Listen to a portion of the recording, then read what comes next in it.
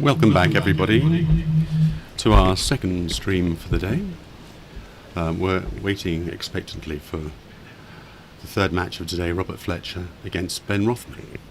So we'll just leave you with the live images until play starts.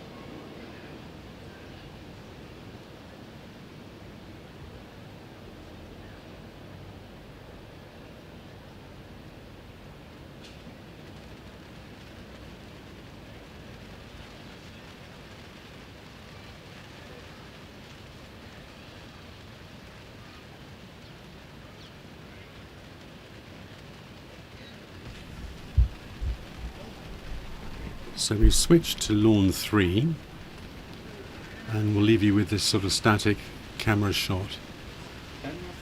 Not quite sure who it is who's playing and what the score is. We'll try and update you as and when we can.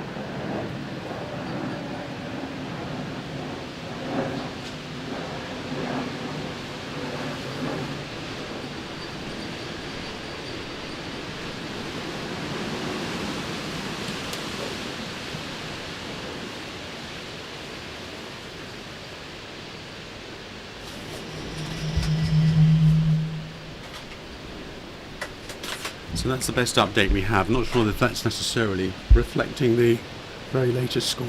Excuse me.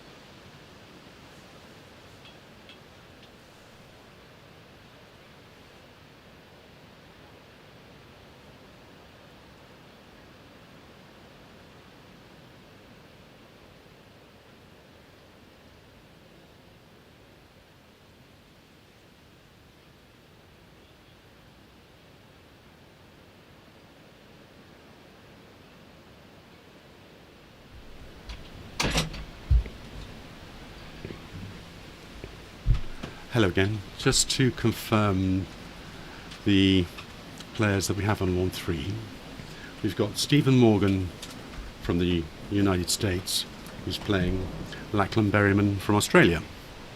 I don't have an exact update on the score, but we'll again leave you pictures on this lawn before we head back to lawn 4 for the Fletcher Rothman match.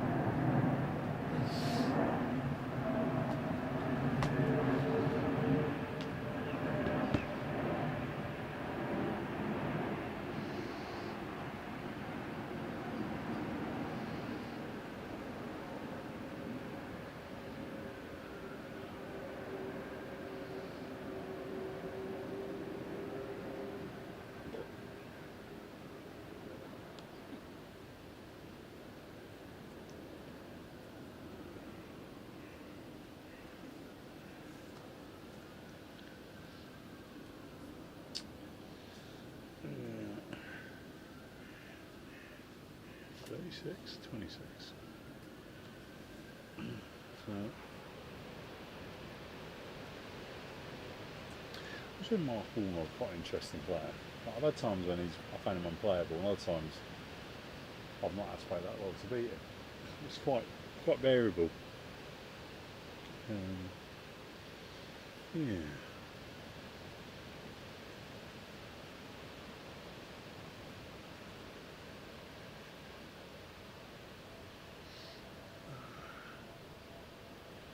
Right. What's your prediction for Rothman? Fletcher should be good, shouldn't it?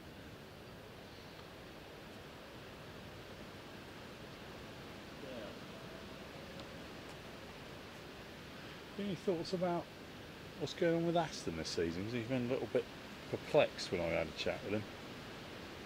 He sort of, he was like, oh. No, 1-2. Don't think so.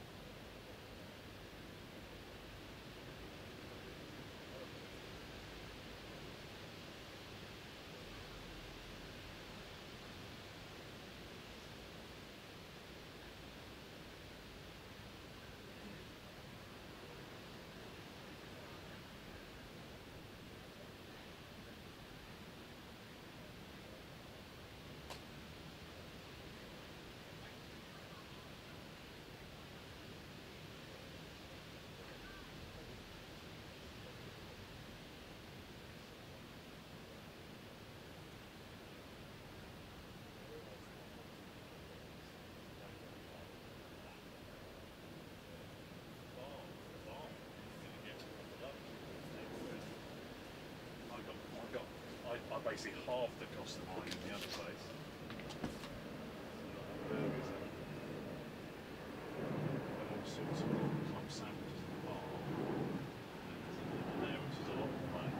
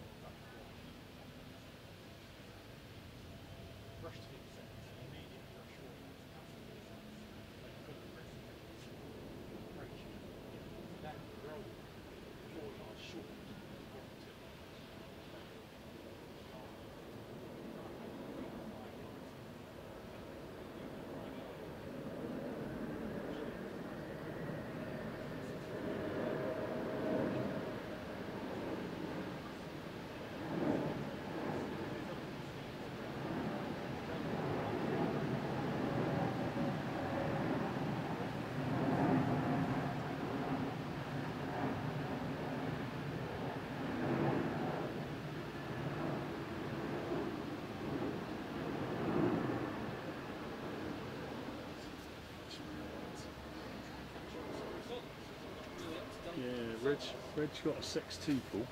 Was that first or second round? That was second round. Okay. Sorry. So Not sure it's in there yet. That was against Maloof Jr. Don't think it's in there.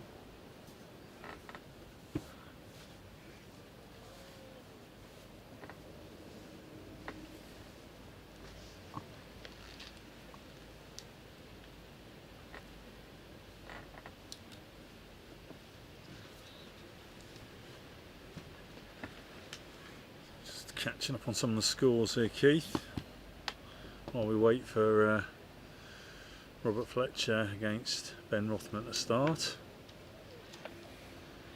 Let me see what we haven't told you yet. Ian Burridge beat Mark Ormerod 26-22. Robert Fulford beat Doug Grimsley, we saw that one, 26 TP2. James Death, very close match against Callum Highland, 26 TPO, that's our second one of the tournament, 22. Stephen Mullen came back from his defeat against Aston Wade, beating Gabrielle Higgins 26 TP0. Logan McCorkdale 26, Sharif Abdelhawab 9, so that's 2 defeats for Sharif.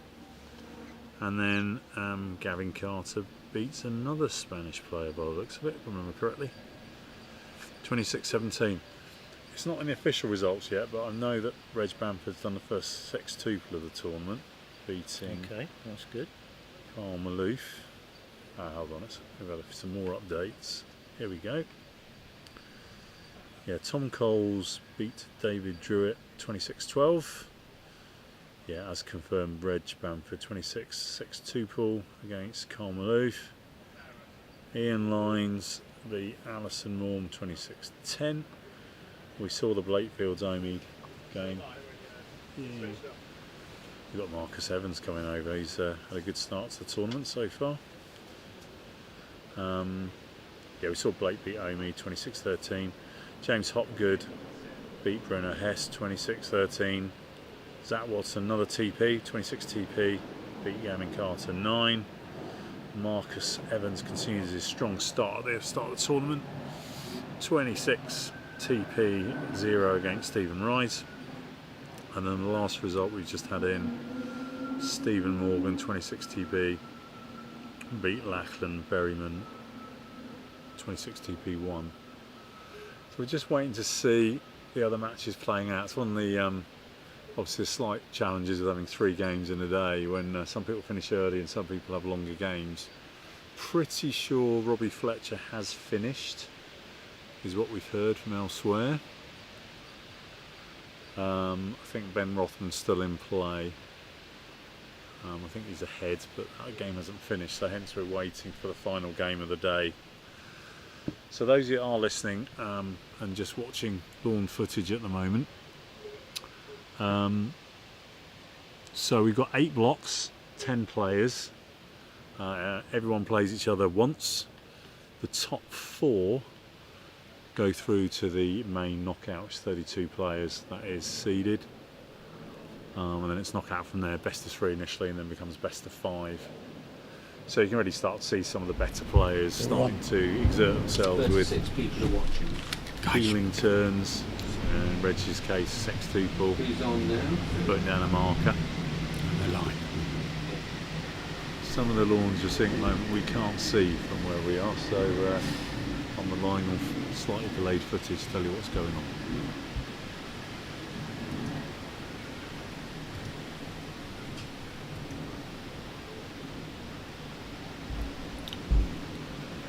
Just checking on the feed if we've got any other more results coming in. And of course those players that don't make it through to the main knockout, there are other competitions available.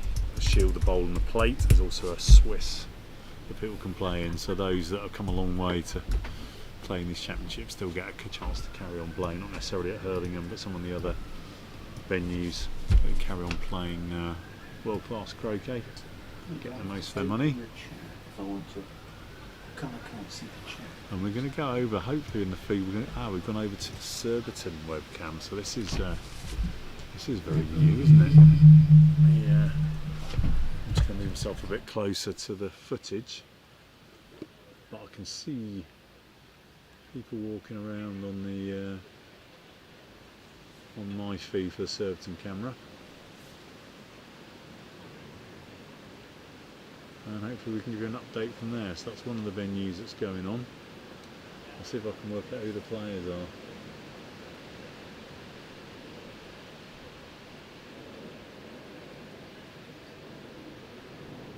So Surbiton is one of the other venues that we're using around London, Hurlingham being the main venue and the one we're going to use for the latter stages of the World Championship knockout. But equally we've got other venues that we're using, which include Ealing, Roehampton, Dulwich, Woking. I think that's it, if I remember correctly. Surbiton, obviously, which would you get footage from now? I'm peering into the camera to try and work out who's playing who. Looks like we've got someone pigging out, actually.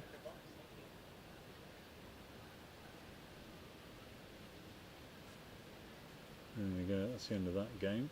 And they walk off, I might be able to work out who that is.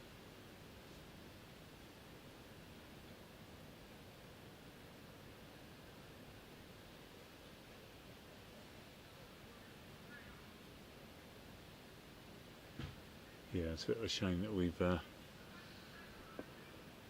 one decent view we got at the Surbiton lawn is a game that's just finished.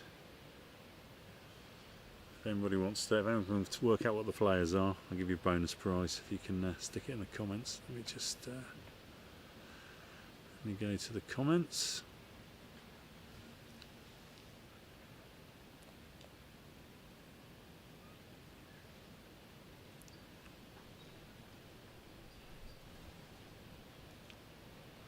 So obviously one of the things that players will have to be getting used to is it's just the different lawn conditions. It's amazing, you know, different clubs, different watering systems, different ways of managing the lawns.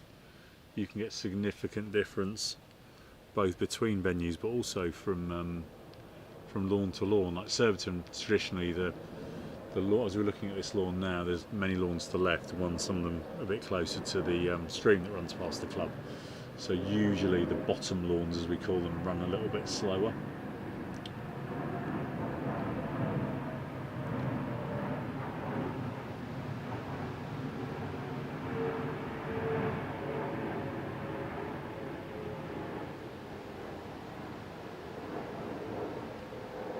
Now I'm going to hazard a guess here. The player on the right looks like Harry Fisher to me, but I might be wrong.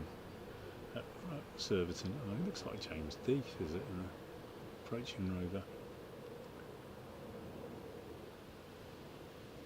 And I've also got half an eye on another lawn. It's Hurlingham. I can see Robert Fulford in the distance. He's always good to watch because he just makes the game look so simple. Well, for him it is, I suppose, but for us mere mortals, we learn a lot from watching how accurate Rob plays shots. So yeah, we're mainstream. We're going to move back to lawn 3 at Hurlingham, which is Rob Fulford against Marcus Evans.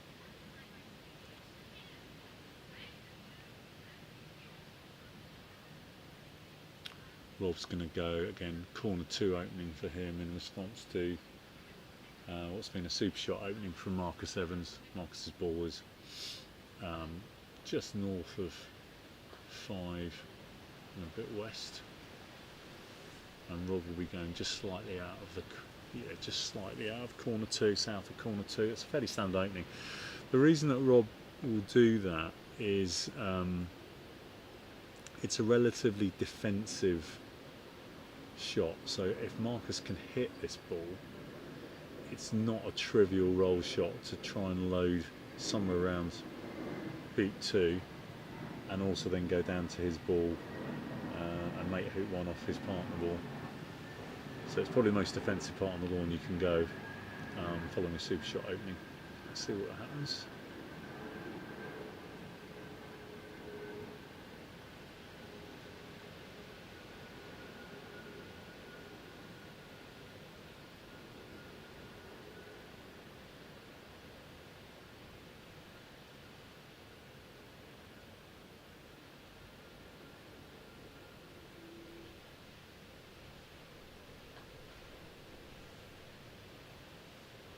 Just misses into corner 2. So Rob will probably have something that looks quite attractive now, shooting from the same spot. The reason that he'd come slightly south of corner 2 is that if Marcus misses into the corner like he's done, it creates basically a double target for Rob, which I would definitely expect him to hit, and then Rob can then go round, obviously with 4 balls on the lawn. So I think all things being equal, I would expect Rob to hit this.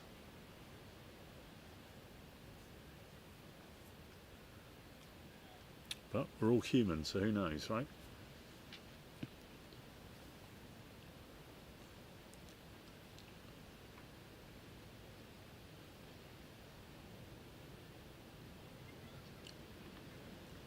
Rob's got a real pre-shot routine of composing himself. Walks backwards, didn't like it. He's been around long enough to know that he wants everything right before he's going to hit this ball. He doesn't rush himself.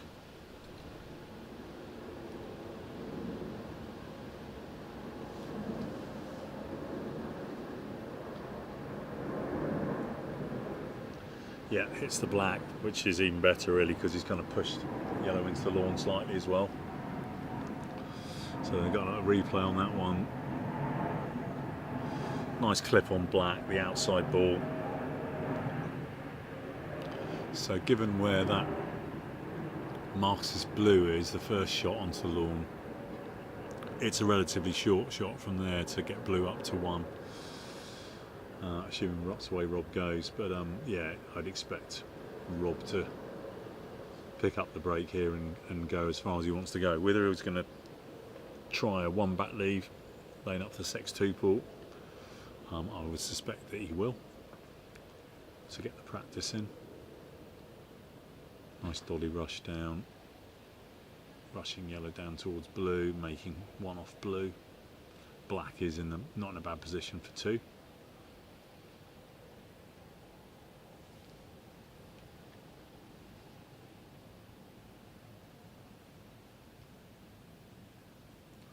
Just playing yellow into the middle of the lawn, getting the rush on blue to 1. You know, it's the way that Rob plays. It's all smooth, it's all nice and slow. There's no rush, there's no hitting at the ball. It's just swinging through the ball. It's just a joy to watch.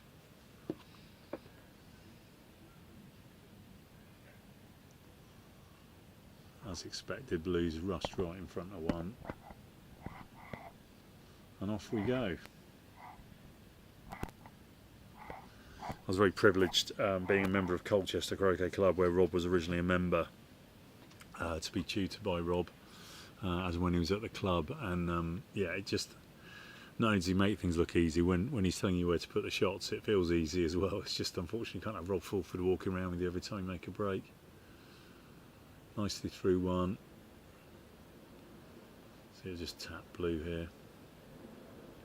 Or will he do what he did against in his previous game against Doug and look to make some? Will he leave blue there and make some peels? Doesn't look like it on this occasion. Looks like that's going to 3.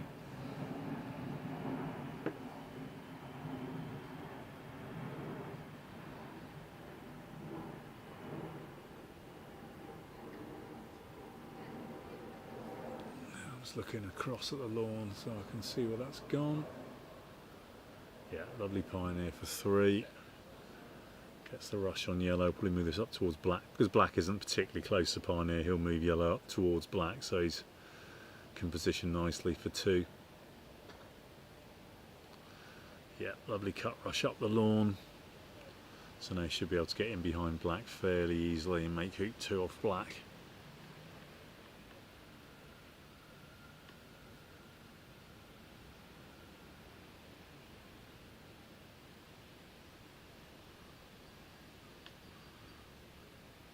So for those of you who don't know me, so my name's Richard Waterman. I'm supporting Keith Ayton and Chris Clark today, just filling in with some of the commentary. My background is primarily in mindset, so it's something I do professionally. I'm a business coach and life coach, but I also have helped with both the Golf Croquet Elite squads and the Association Croquet Elite squads in this country on doing some mindset talks for them, because I think mindset in croquet is a big part of it. Rob's someone that naturally just has a great mindset, and equally, you know, someone like Reg Bamford, for example, there's a great talk on YouTube where he did a talk at Surbiton. Reg has worked very actively on his mindset, but fundamentally croquet is quite a simple technical swing, so actually at the highest level, when you're under pressure, mindset really comes into it. So yeah, Rob's just left yellow north of 2, rush black in behind 2, so he can just make it off black. As you go round, we'll probably become clear as what Levy intends. I certainly would expect him to try a one-back lead and do the sextuple, but let's see, it depends how he's feeling. It's very windy today. It's not really Rob's favourite conditions. It's probably the one weather element that he least favours, is when things are windy.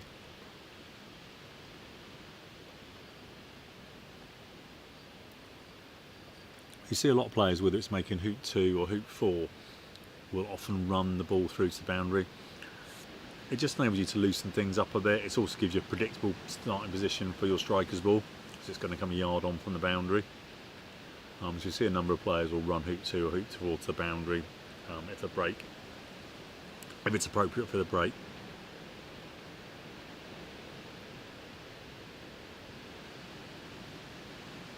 So Rob's just going to pick up yellow here.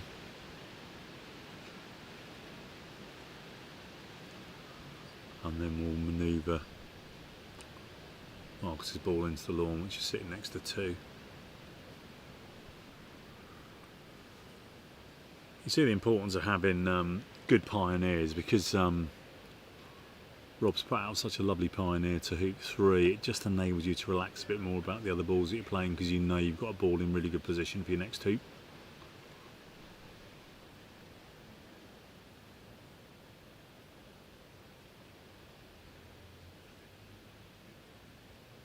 So I'm guessing, yeah, yellow's just going into the lawn. I'm just looking across at the moment so I can get a better view. Playing black across, and then he'll be going to blue to make hoop 3.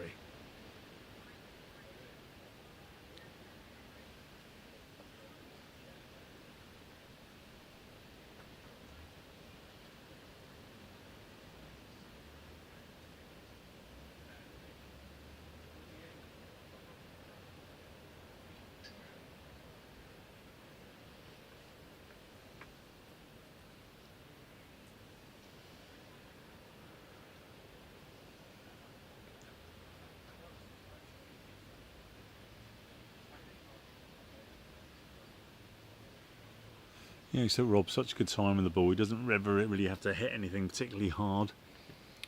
He just moves the balls around really well, just through sheer timing.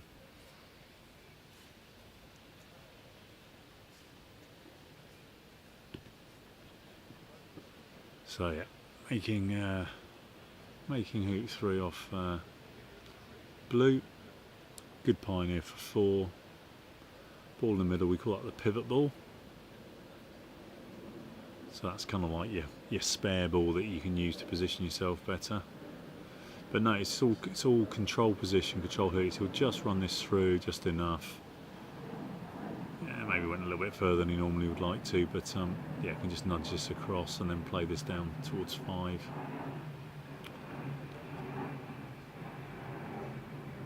So even with something like a 4-ball break that Rob's doing here, even though it's, you know, for someone of this skill level, it's relatively simplistic. If you just notice just the quality of ball positioning, it doesn't make anything too difficult. I mean, I'd argue that for Rob's standards, black is a little bit short.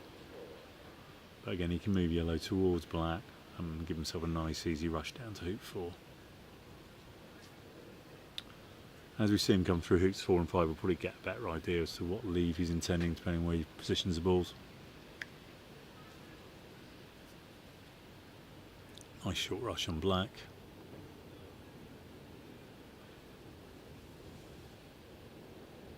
Right in front.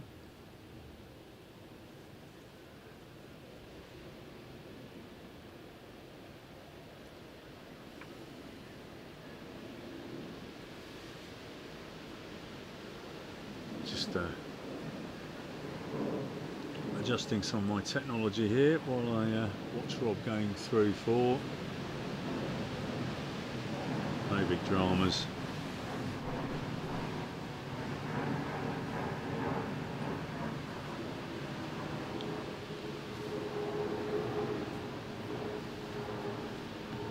So 3-4, loading 6 with black.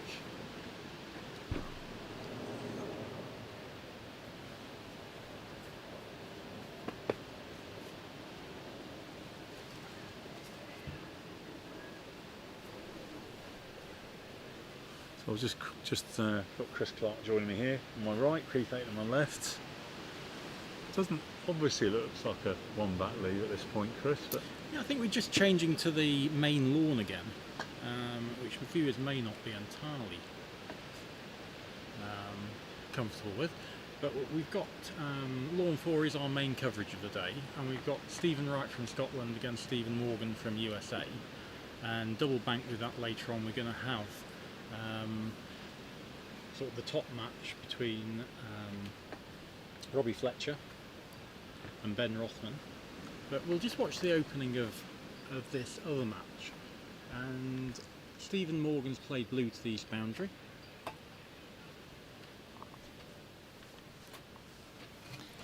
Stephen Wright's played red just out of corner 2. And Stephen Morgan's missed blue. Might be leaving a double, I'm not sure it is. It's quite a common opening, this, Chris, isn't it? Absolutely, it's a favourite opening of World Championship players over the past decade, if not longer. And for no particular reason, it's really the mid players and weaker players copying the top players. Right. Okay. There's no reason in most games for this to be the common opening. There are better options. We see Stephen's got no double here. The balls are, at least 18 inches apart. So he's going to shoot and miss black. Yeah. From A bulk. Stephen Morgan. We've got a replay here. It was close. Okay, it was pretty close. Another one of the features that this excellent crew have put together is this replay system, which we were having a little bit of trouble with this morning, but as the tournament goes on we'll be seeing more and more of this, and it's just nice to be able to just confirm, did that ball go the left hand side of the peg, or has it missed by a ball on the left or by nothing, and then hopefully later on we'll get some hampered shots and we'll see close refereeing decisions, and it should be quite interesting. Now this is an interesting. Oh, no, I wasn't expecting that, I have to say. So normally there you see people maybe try and get a cannon. Yeah, I was wondering possibly a cannon. Or a little promotion. Yeah, something where you could.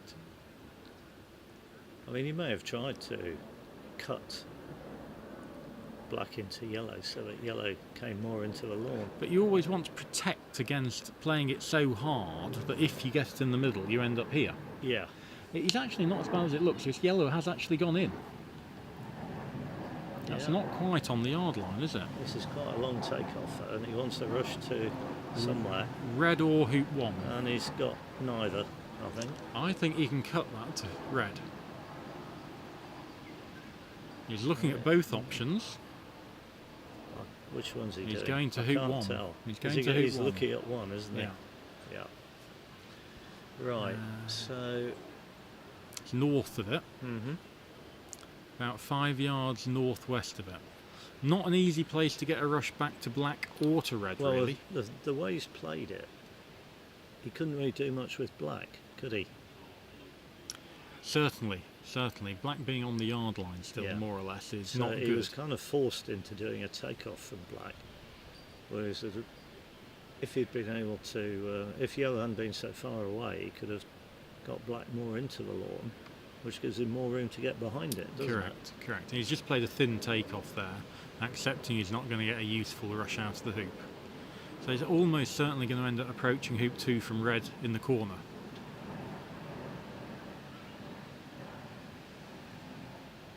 And even the next line of play is difficult, isn't it? Well, he's got choices, hasn't he? He's got, obviously, the hoop shot again. Nice and cleanly through. Yeah. This probably will be near the boundary. Oh, yep.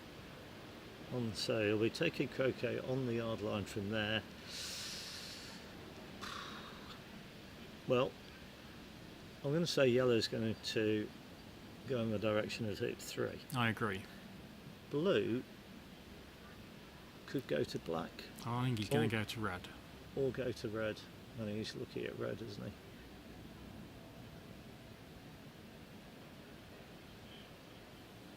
I don't think it'd be wrong to go to black, to be honest.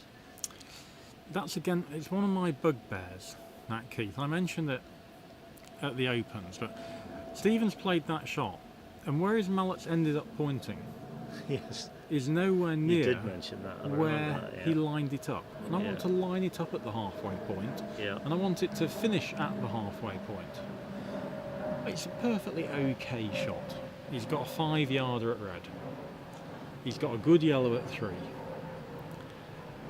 I just, from a technical point of view, I just don't think it's as accurate as it might be. And that's going to lead to variations, isn't it? Well, as long as the twisting only happens after you've hit the ball, it's fine. The problem is that sometimes it doesn't. Indeed.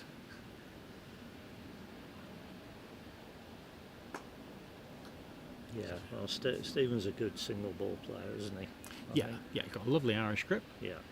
Strikes the ball well. Like most of the Americans, single ball strokes are strong. They're not used to playing on tricky lawns, and they'll like these lawns. Lovely, even paced, Yeah. and very much high quality grass, just like American country clubs. And they'll have played in these conditions lots, won't they? This is really, they're being at home this week at Hurlingham. Yes. So Could be 20 degrees warmer. it could be a wee bit warmer, yeah. Now this is a standard shot we practice, isn't it? Yes. Approaching the hoop from the corner. In fact, you would do this in the warm-up, You wouldn't you would normally, yeah. if you had a warm-up. You got 10 minutes warm up at the start of play, Yeah.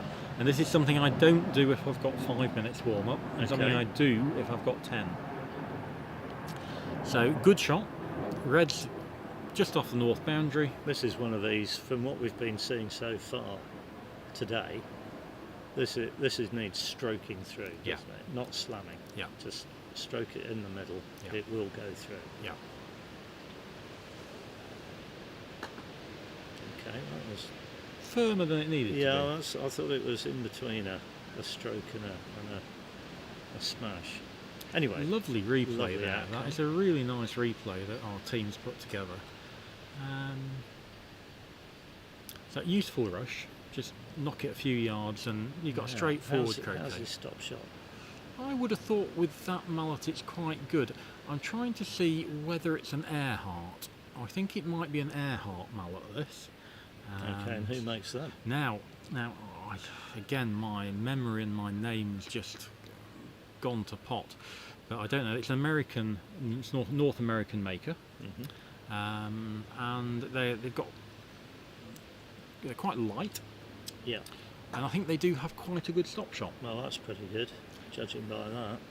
Yeah, nicely played as well. If anything, you want red to finish a little bit on the eastern side of the line of 3 and 4, because that's where black is. Yeah, And so, yeah, he'll be happy with that. The break's more or less under control now. any old rush down the lawn, Yeah. I would say, Yeah. out of this hoop. Yeah. Just keep yellow in the break, but otherwise take off to black, to get black into the break. Absolutely.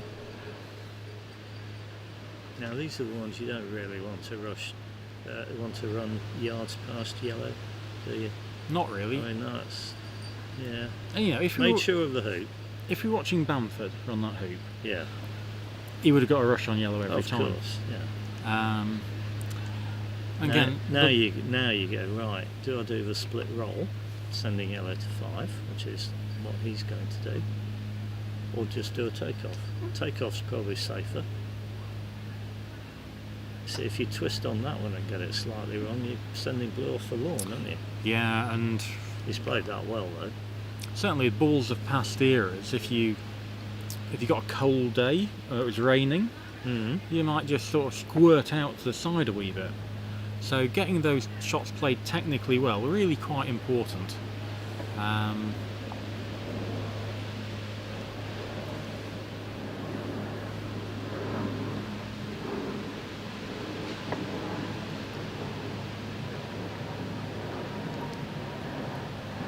Stephen here still needs to pick up his break by getting a rush to hoop 4. But Yes. he's still just throwing black into the lawn over to hoop 5 just to get it in a useful position. Yeah. Again, focusing on the back ball in the shot. That's the more important one.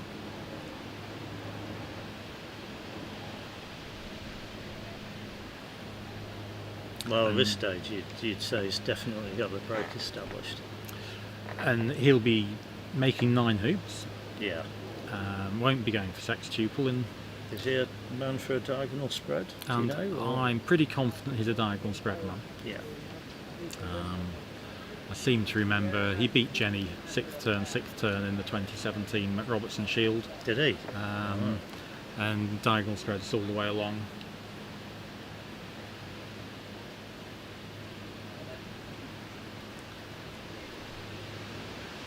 So yeah, another strong player, but probably again just that one level below the absolute top elite players. Yeah, and what do you say what makes the difference? If you were coaching him, what would you tell him he could usefully spend his time working on? Well, you know, I think 'Cause that's a good shot. that's a really good shot. I think he wants to get more rushes out of hoops and approach them from closer. Okay. There's a tendency with the American players, because they play on really good quality lawns, that they think approaching from 2.5 yards and getting a 1 yard hoop is good, Right. because nothing can ever go wrong. They're never going to fail a 1 yard hoop.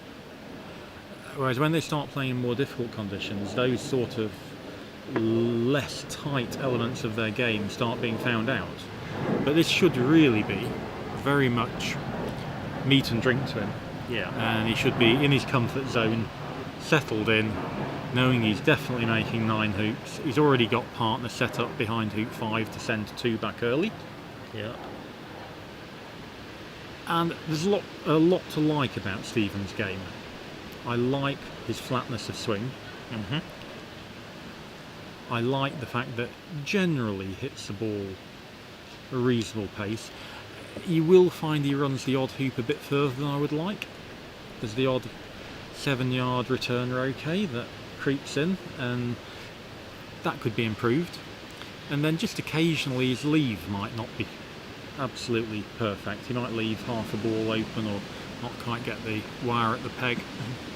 But that's a lovely shot. Nice Yeah. 2-back pioneer, rush Yeah. up the lawn. I like that. Got to make sure you rush it past the line of the peg. Don't want the peg in play. But this is all good. The wind's just started to pick up again. It's really picky up, isn't it? Had a quick look over onto lawn 3 where Rob was going to 1 back. Well, Rob made a 1-back leave. And I'm assuming Marcus must have hit it, because Marcus is now in play, having made hoop 2 by the look of it.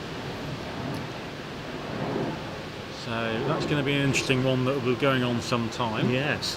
Just bring you up to date with some results. Tim Wilkins beat Paul Bennett 26-6. Ed Duckworth beat Dennis Bullock by the same score, 26-6.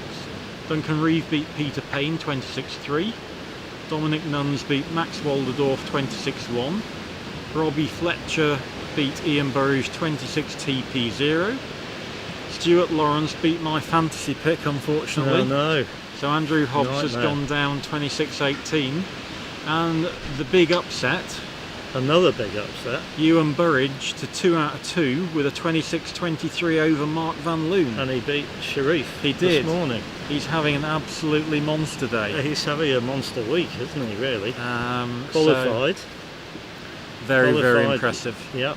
Qualified at Southwick earlier in the week.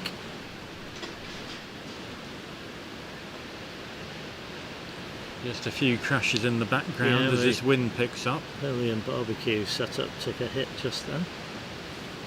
Meanwhile, Stephen is progressing as though nothing is happening around him.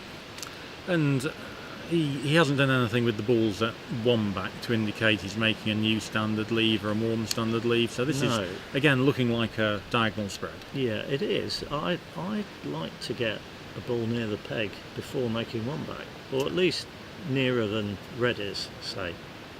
I know that's not everybody's taste, but I'd certainly be putting yellow there now. Yeah, yellow's definitely going to the peg, and he's going to swap the balls over effectively, so red becomes his pioneer, and yellow becomes his pivot.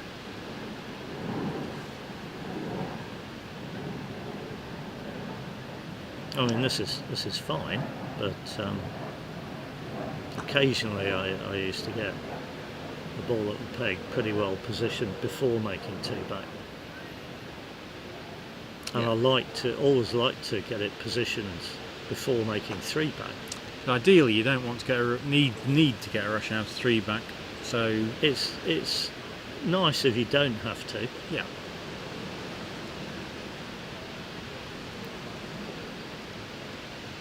So again, he's rushed that too far north. Red should be positioned from closer to black than he is doing.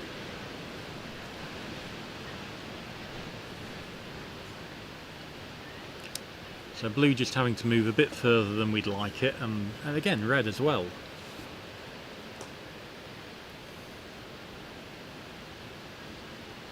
Nice to see the back ball jumping with that shot. Yeah, normally it was nice and clean, wasn't it? Yeah, sign of a good strike. Well, and it's a way to get a consistent result actually. It's easier to control, I think, than having something where you're smearing through it. Yeah.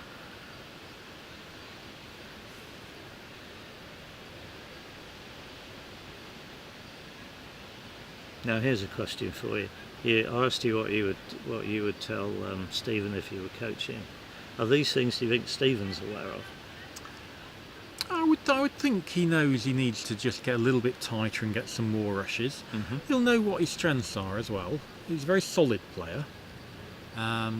Potentially doesn't pick up his breaks as quickly as he should because he's not being able to get rushes out of hoops all the time.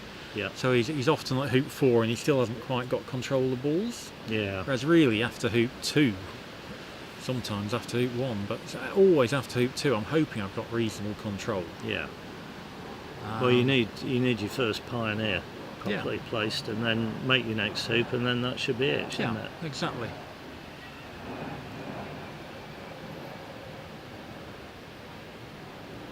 Now he's got a choice here, hasn't he? I mean, I would always go back to yellow. I would have liked to get back to yellow. Yeah, definitely want to get back to yellow here. Taking off from yellow to red isn't going to cause any problems, I don't think. It's not, you're not going to get crosswired from it. Now, where's this going? A bit far, but it's okay. He's okay. Well, first things first, he's got a clean shot at yellow. Yeah, the balls haven't stayed together. That's always a bit of a nightmare. He needs a gentle one here, doesn't he? That's okay. You just take off from the right. Good, but it will need adjusting after three pack. Yeah. So ideally, he wants a rush out of three pack. Yeah. And for those of us who were watching Blake earlier, where I was saying I didn't like where his escape ball was. Black's a much better escape ball here, isn't it? Yeah. I didn't see what Blake did. But Blake had it sort of 2 yards south of the peg. Oh, okay. Which was deliberately or seemingly deliberately, and then ended up having to roll the balls off the lawn and sent the front ball off. Right. And Omid hit and had the world. Yeah. So this is a much better black as an escape ball that you can basically just leave yellow more or less where it is, and you've got to rush to the boundary automatically. Yeah.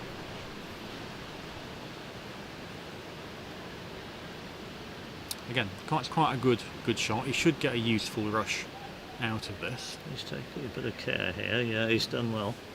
And just now, needs to move it. Where do you like to position red? Because I have some views about red, which I noticed. Now it won't apply here because he's actually he can see a good spot for red. But So- I often see people who end up. I don't think they're going to, but they put red too far north. Absolutely. Yeah, no, that is a big error from people who are doing this very much early on in their careers, and you don't want it north of hoop 6. No, and That's level with. It's perilously close to being too far north for me. As we move on in the tournament, when the strong players play each other, Yeah, if they're making a spread, which they probably won't be, they'll be laying up at one back, then people will shoot at that red from B-block as the shortest shot. absolutely. Yes, Now, I encourage people to take the shortest shot. It might be your one chance to get the innings. yeah. At this stage, I'm not expecting that shot to get taken because it is a bit more aggressive, and I think they'll try and find the shot down the line. Yeah. But so you're basically saying I'm taking a longer shot Hoping you're going to break down. I don't want to give you a standard TP. Correct. Yeah. So I'm expecting either yellow or red from third corner down the line at black and blue. Yeah. And I would play red, actually, if it was me, because if I was lucky enough to make a centre ball contact on the target ball, it might well be on the south boundary. And if I've got to come back to the other oppo ball, I don't want to have to get a rush on it all the way over to where red is now. Yeah. Looking at it from a different way, if we were playing on much slower lawns, and I was playing someone who wasn't a physically strong player, I would lift the yellow, just on the basis that they'd have to rush all the way over to red and then all the way over to hoop 1. Yeah. But that would be an early season tactic. It'd be in April when the lawns are much slower. Yeah. Or you're playing one of the lady players or one of the male players with less power. Yeah. But I know certainly Jenny would prefer to pick up a break from a ball at the peg than having to rush all the way over. I'm the same, to be honest. I'm absolutely the same. But here, with the pace of the lawns, lovely pace, there isn't really that thought process to go through, and lifting red, as you say, just protect against that centre ball contact. You've still got a break. Yeah. I mean, I would, in laying up blue and black there, I'd be conscious of leaving a short enough rush that I was confident of taking pretty straight to red. Absolutely.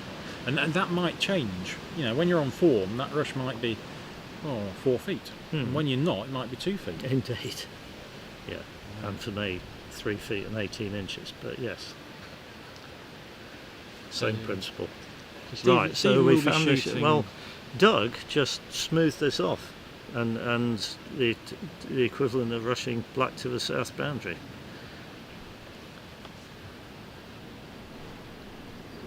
So Stephen, one of the 9 players to play in both events. The difficult one, in fact, I think. One of the difficult ones. One of the difficult I think. ones. Yes, but you're quite right. And when we were talking about this last weekend, off air, I suggested to him, and it was poo-pooed. Yeah. Well, So somebody who's around at the time, one of the other 9, in fact, one of the other 8, it stopped. It stopped playing by then. and I think the answer is he had stopped playing, But and he made a comeback, made comeback for all the worlds, and then stopped playing for 20 years. yeah. So, I think you're probably right. a very tough one. For those of you at home, having a go at trying to find the other 8 who played in the 1989 Worlds and are playing this week. Stephen writes, your difficult opener for 10. So he's missed down to just outside corner 4. And Stephen has a standard pickup now. You want a decent blue at hoop 2, but your focus is mainly on the back ball. Right, so Stephen will be trying to do a triple peel, won't he? From here. Yep. Now, what are his options? I mean, blue's the peel ball, so blue's the one that eventually he's going to want to peel through 4-bag, but it's not going to be the pioneer at hoop 3. No, and There are various methods. You can move blue over to hoop 3 after hoop 2 and try and peel with red as you hoop 4 pioneer. Well, red is not in the corner, Correct. which is Handy. actually makes that quite viable. But I don't think we'll see Stephen do that. Stephen knows how to do delayed triple peels, and he's good at them. Now, delayed triple peel is where you don't get the opportunity to peel 4 back immediately after hoop 3. Correct. So the first chance you take is before making hoop 6. Is that right? It is, although in this instance there's a chance he might rush back after hoop 4 and get a go. Right. But normally you're quite right, the first attempt is before hoop 6. So nice approach. He's not worried about red, he's just going to leave red there until after hoop 3. So he's not going to take on the so-called Hogan roll. No. So that would be rolling red. Oh. He hit into a lot of wire. Oh. And Has he run the hoop? called a referee. I'll do this. There'll be a referee somewhere. Looks like Chris might be the referee. I think it might. Possibility this ball's jammed in hoop 1. Hoops do move around a bit during the day. Oh, he needs the. I think he's indicated. I think he's run the hoop. Oh, he's run the hoop. I think he's run the hoop, but Right, he has. but he wants the hoop tapping in because the carrot is poking up above Good ground level. Good spot, Keith. Would be impeding his Yeah. backswing. It's got a bit of a hampered shot at yellow. Should be doable though, I think, from where they're sitting. He might Yeah, I think he's that shot we just had. It looked to me as though he had plenty of black that he could hit, pointing at yellow, which is a good start. I think there's going to be bit of an intermission while this hoop gets sorted out. Meanwhile, I can see Robbie Fletcher approaching the lawn and Ben Rothman. So both coming off wins. Ben beat Mark Omrod 26 TP to 0. And with other scores, Lorna Dewar beat Eugene Chang 26-9. Good win for Lorna. Matthew Essick back on track, 26 TP to 11 Kevin Beard. Andy Myers, who I had lunch with, 26-2 against Ignacio Gross Ariza. Aston Way continuing his good form, 26 TP1 against Neil McHardy. And Jose Riva, 26-6 against Joel Taylor. Two very strong players there. So it looks like Stephen's going to be playing this really right. one, I think. Now, I think we're going to switch our attention to the game between Ben Rothman, who's just putting Brown into the game. Super shot. And he's playing Robbie Fletcher, the world number 1. It should be a very high standard game, this. We took some footage from the Robinson Shield of Ben Rothman playing a 4-ball Wright in fairly tricky conditions. We used that as a training aid, didn't we, Keith, in terms of... Oh, it was amazing. I watched it. I watched it live at the time, and Chris Clark was on the commentary, and it was superb. Yeah, it was amazing. It really was. And people say, well, why was it amazing? It was a 12-hoop break, an all-round break to the peg. Did he do any peels? No, didn't do any peels. Yeah. But the conditions were appalling. The weather, in particular, and the hoops and lawns weren't easy. And yet he played this break in which he made the utmost effort to approach every hoop from straight in front and quite close, so that he was only moving his ball a few inches every time. Yeah.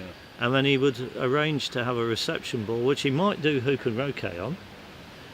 And then he would have, say he was on an odd number hoop, like hoop 1 or hoop 3, he'd have a pivot halfway between the two hoops. So if he had to run it quite hard, if he could roquet that ball, and it was just an absolutely marvellous break, and it succeeded. And also, while that was happening, the games in the lawns nearby everybody was making errors most of the time. Yeah, sometimes the difficult stuff looks simple, right? So Robbie's response to Ben's super shot was to go kind of maximum distance on the east boundary, which is kind of another option, isn't it, really? You can either go 2 on a 2 or maximum distance. Those are the common 2 responses. Right, so yeah, so Robbie went maximum distance. Ben is joining up with it. Well, he's trying to hit it with green, but if he misses, he will be joined up with it, and that will then pretty much force. He's missed it, and it didn't look very close to me. No, I don't think so. And obviously, the advantage of going maximum distances, he's less likely to hit with that second shot, isn't he, than the corner 2. Right then. I'm guessing Robbie's going to create a double from B-balk here, would that be? Well, yeah, I would expect so. The double, he's got the choice. And because he put White quite a long way up the east boundary from corner 4, and then green has gone north of it, the double target is probably significantly larger than, for example, shooting straight up the lawn from A-balk at Brown. Yeah, that makes sense. I mean, there are situations where the shot at Brown is actually the shortest shot. Anyway, yeah, so Robbie's definitely looking at making the double target. It's a real privilege in these early block games to see 2 great players playing. Obviously, Ben's former golf croquet world champion, very, very capable association croquet player, Robbie Fletcher, #1 in the world. And if you're wondering what Chris Clark looks like, well, he's currently refereeing Stephen Morgan's shot down by hoop 1. Anyway, here comes Robbie Fletcher. He's very meticulous played. He won't play a shot until he's ready, which is good.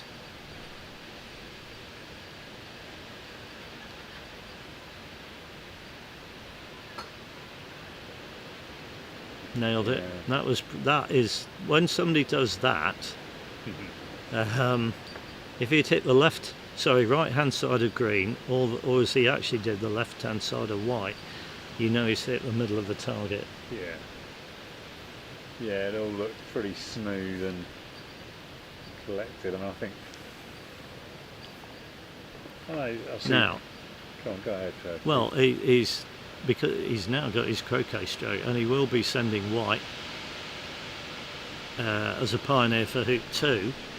I've got a nice replay of that shot.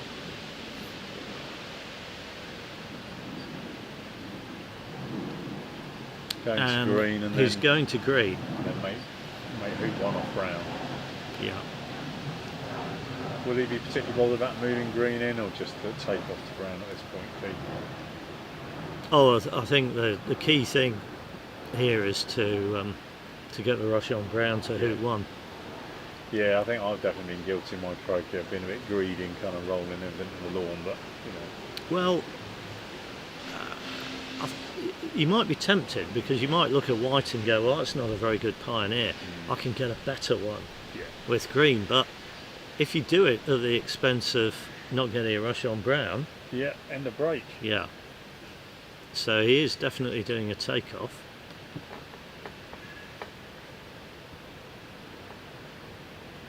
I'm making the most of seeing the likes of Robbie Fletcher and Reg Bamford playing the standard grip, which is my grip. Seeing how it should be done. Both semi-finalists in the recent British Opens, and maybe with favourites in both of them. In the end, fell victim to James Deed and Mark Avery. Right, so here comes his takeoff. He's coming down a pretty good line, I would have said. It's quite short then, isn't it? Yeah, it's a bit short, but you could equally say he's not made the mistake of going past it. Yeah. So, At least he's got the shot. He's still getting the feel of this lawn, which he obviously he hasn't played on today so far. There's a considerable wind blowing as well. It's been getting stronger all day, really. Now this hampered shot of Stephen Morgan's is taking a bit too long, really. But we have got a real referee coming out with a lot of chat going on. mallet and a bucket. Hoop resetting. Oh, it's okay. Well, it's just tapping in, I think. Takes years of experience knowing that to tackle hooping properly, though, Keith. Yeah, we old wheel tappers and shunters.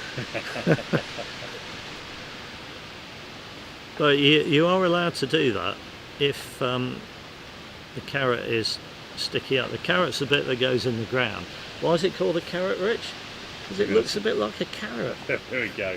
We don't overcomplicate things in croquet. It's narrower at the bottom than it is at the top.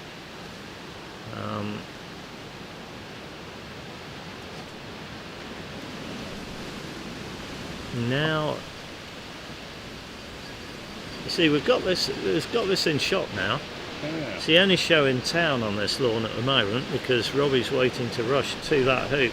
Oh, he's played a very good shot. Not things to worry about here. That's called I think he played it like a sweep. Yeah.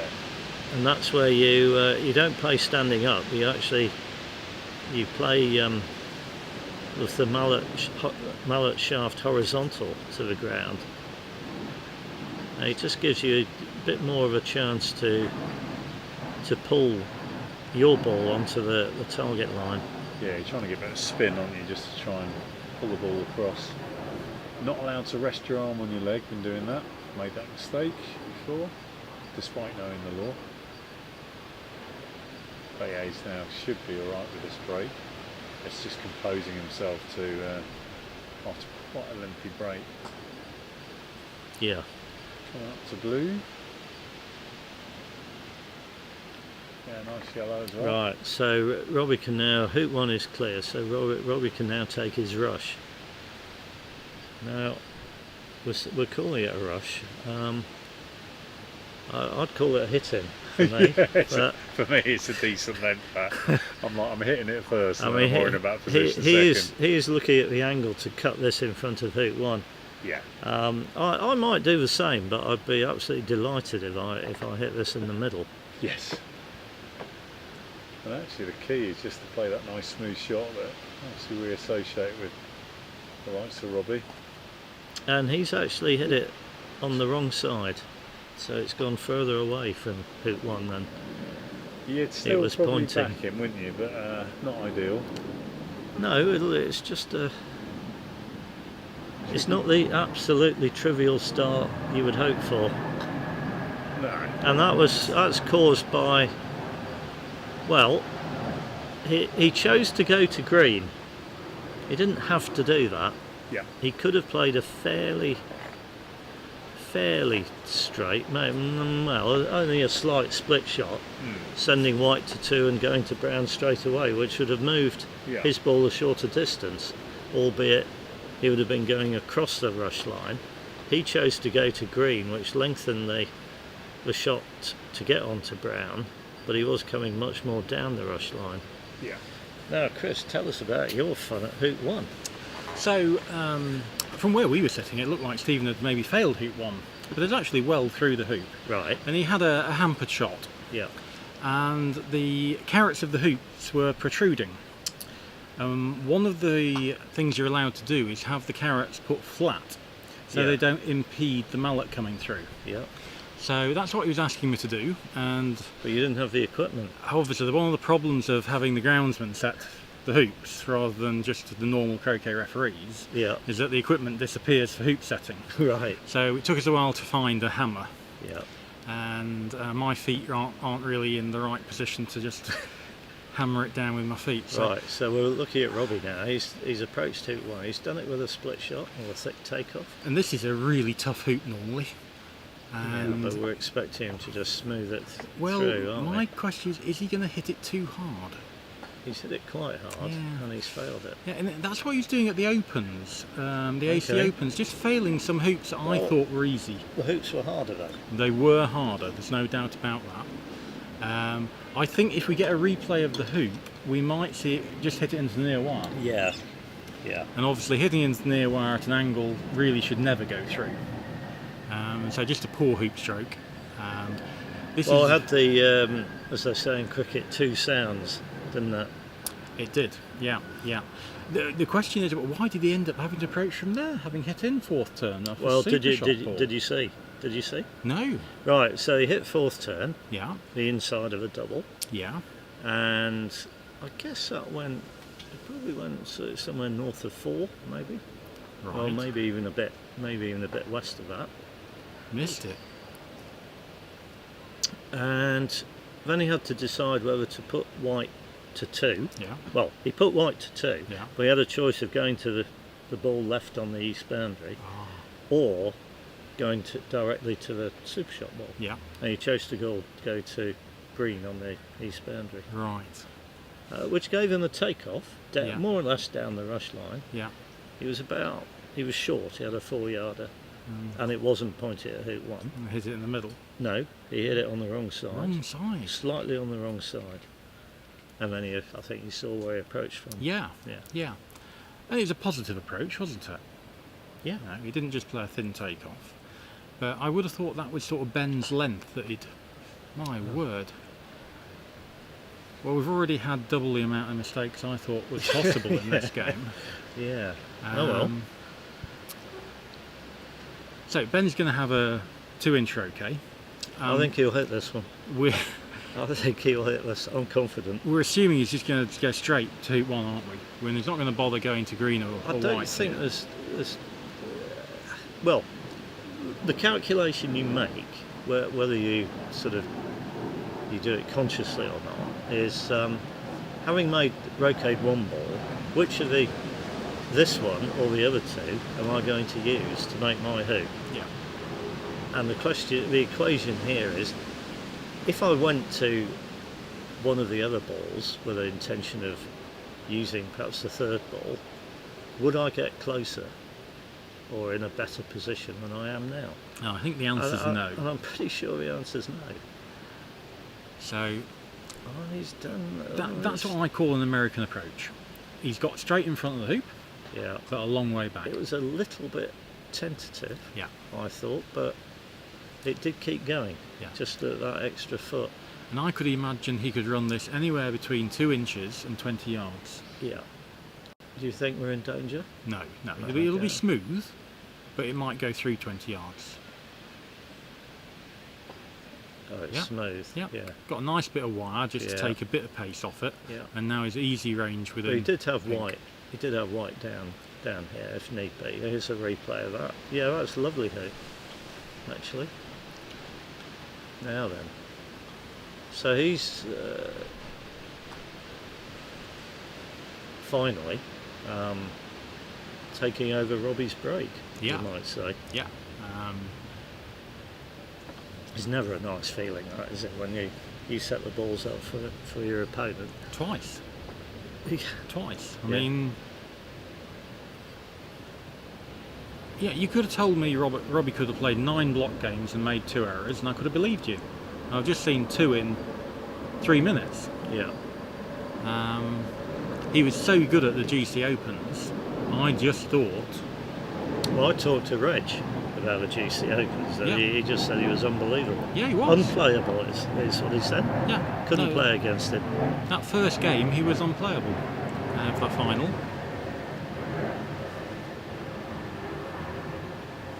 Is Robbie someone who likes or feels the need to play a lot of croquet to be in good nick, or because some people don't play a huge amount, do they? Reg doesn't play, he doesn't compete anyway a huge amount. Apparently, But he's when at he the club does- every day this week, Right. having okay. played the GC Open and the AC Open. Okay. So I think he's keen to win, is Reg. He's putting in the effort. Yeah. Yeah. Um, He actually said to me at Nottingham that he felt having seen Robbie play, he did feel that, as he put it, he'd been cheating on his sit-ups. Yeah. And that was because he in simple terms, he didn't quite put it like this, put it a bit more tactfully perhaps, but the competition wasn't such that he needed to, while playing here. Yeah. And I think going back to Robbie, in some ways he's done a wee bit of that in Australia. So he's turned up to events and he's just won them. And then when he turned up to the last Worlds at Melbourne, I felt he looked as if he wasn't himself. He looked less confident. Right. I think he took that to heart, and he's done more play before the Robertson Shield and this event. He's come over to England 3 weeks early. Yeah. Played the GC Open, played the AC Open, put the prep in. And having started unbelievably well in that GC Open, I just expected him to dominate. And Well, he it's hasn't hard. done. It's hard to maintain a standard, isn't it? We see it in a lot of sports. You know, you and I have played quite a bit of golf and followed golf, and you know, It is rare. It's different people win each week. Yeah. It is rare. I mean, croquet's not as susceptible to bad bounces and so on as golf is, so there's a bit more consistency there. But even so, we're not, none of these people are machines, are they? No. And we need to remember again, it is an amateur sport. Yeah.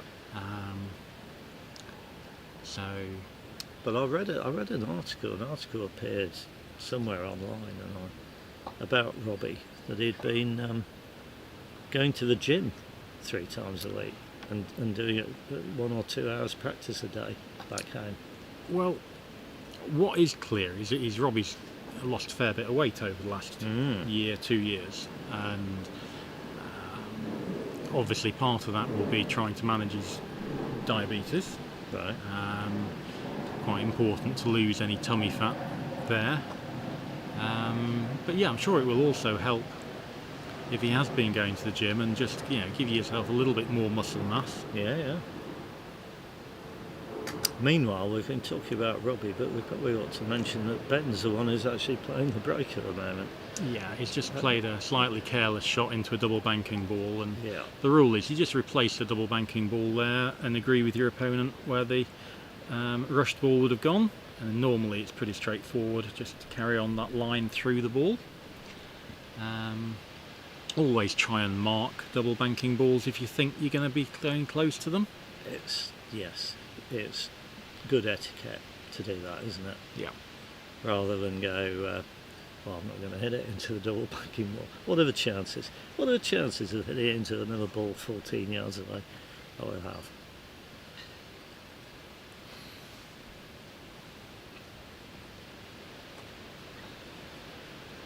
And you can see Stephen Morgan in shot there. Stephen has got his delayed TP going. If you were following his game earlier before the other game started. Yeah, I said he was good at delayed TPs. I don't think it's a general skill of American players. I think they're sort of quite good at standard TPs. And he's rush blew into a weak place there.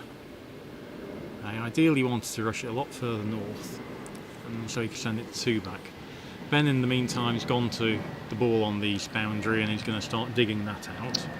But Yeah, fundamentally, well, has a break. He's for 3, isn't he, Ben? Yeah. Yeah, well, he's not really got a pioneer at 4. He hasn't not really got a rush to 3. Poor croquet stroke. Yeah. Again, you get away with it in America on lovely lawns like this because it's easy, but they do start looking a little bit more under pressure when you put them on a tricky lawn. I think New Zealand beat them 20-1 when we played them in 13-14 at United. Oh, at United, right. That's the club in Christchurch, yeah, isn't it? Yeah. So we were talking about that earlier. they are better on these manicured, lovely, nice paced, even Well, if that's paced what you lawns. play on, that's you people are adaptable, aren't they? And they adapt to the conditions that they. It's hard to force yourself to play super accurately if you don't need to.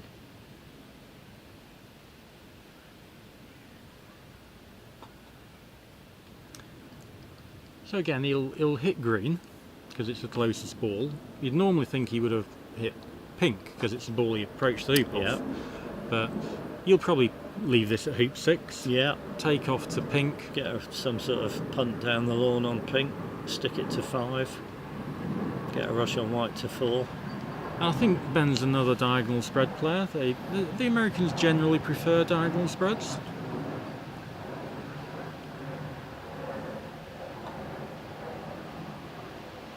You need a little bit more control around hoops, don't you, if you're going to make a Morm standard league, an MSL. You Yes. need I tight think so. control around 7 and 9, Yeah. and they often don't have that.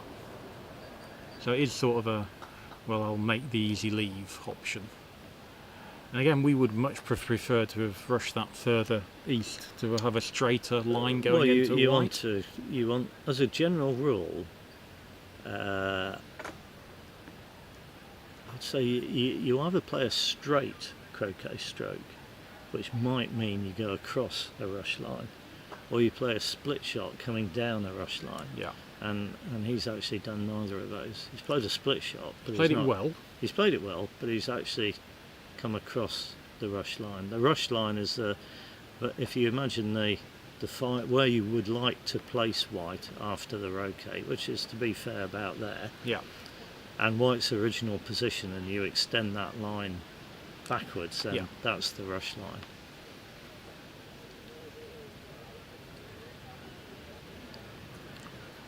So Rich just bringing us up to date on some scores. I think he's got a big upset coming here. Well, here we go. And this is putting Stephen Forster into a Wow. little bit of trouble. So Sandy Gregg from Ireland, who I think's a bit of a dark horse, has beaten Stephen Forster 26-22. So well done, Sandy. A couple of close results. Robin Brown 26 TP has beaten Christian Carter 23. And otherwise, more or less everything going as you would anticipate. Thomas Balding, a good win, 26 TP, won against James Hopgood, a past Right. Matt Robertson Shield player. Yeah. Meanwhile, Ben's made hoop 5. He's not managed to organise to put green to 2 back as yet. But with green at 6, you'd normally make 6 and then send it to 2 back. Yeah. So he's still okay.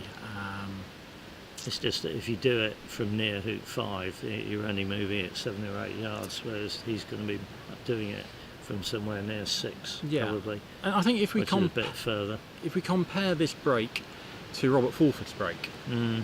well, Ben's sort of struggling to get a 4-ball break together, whereas Robert had got 2 peels on the opponent by the time he was getting to hoop 5. Yes. And it's all a different level.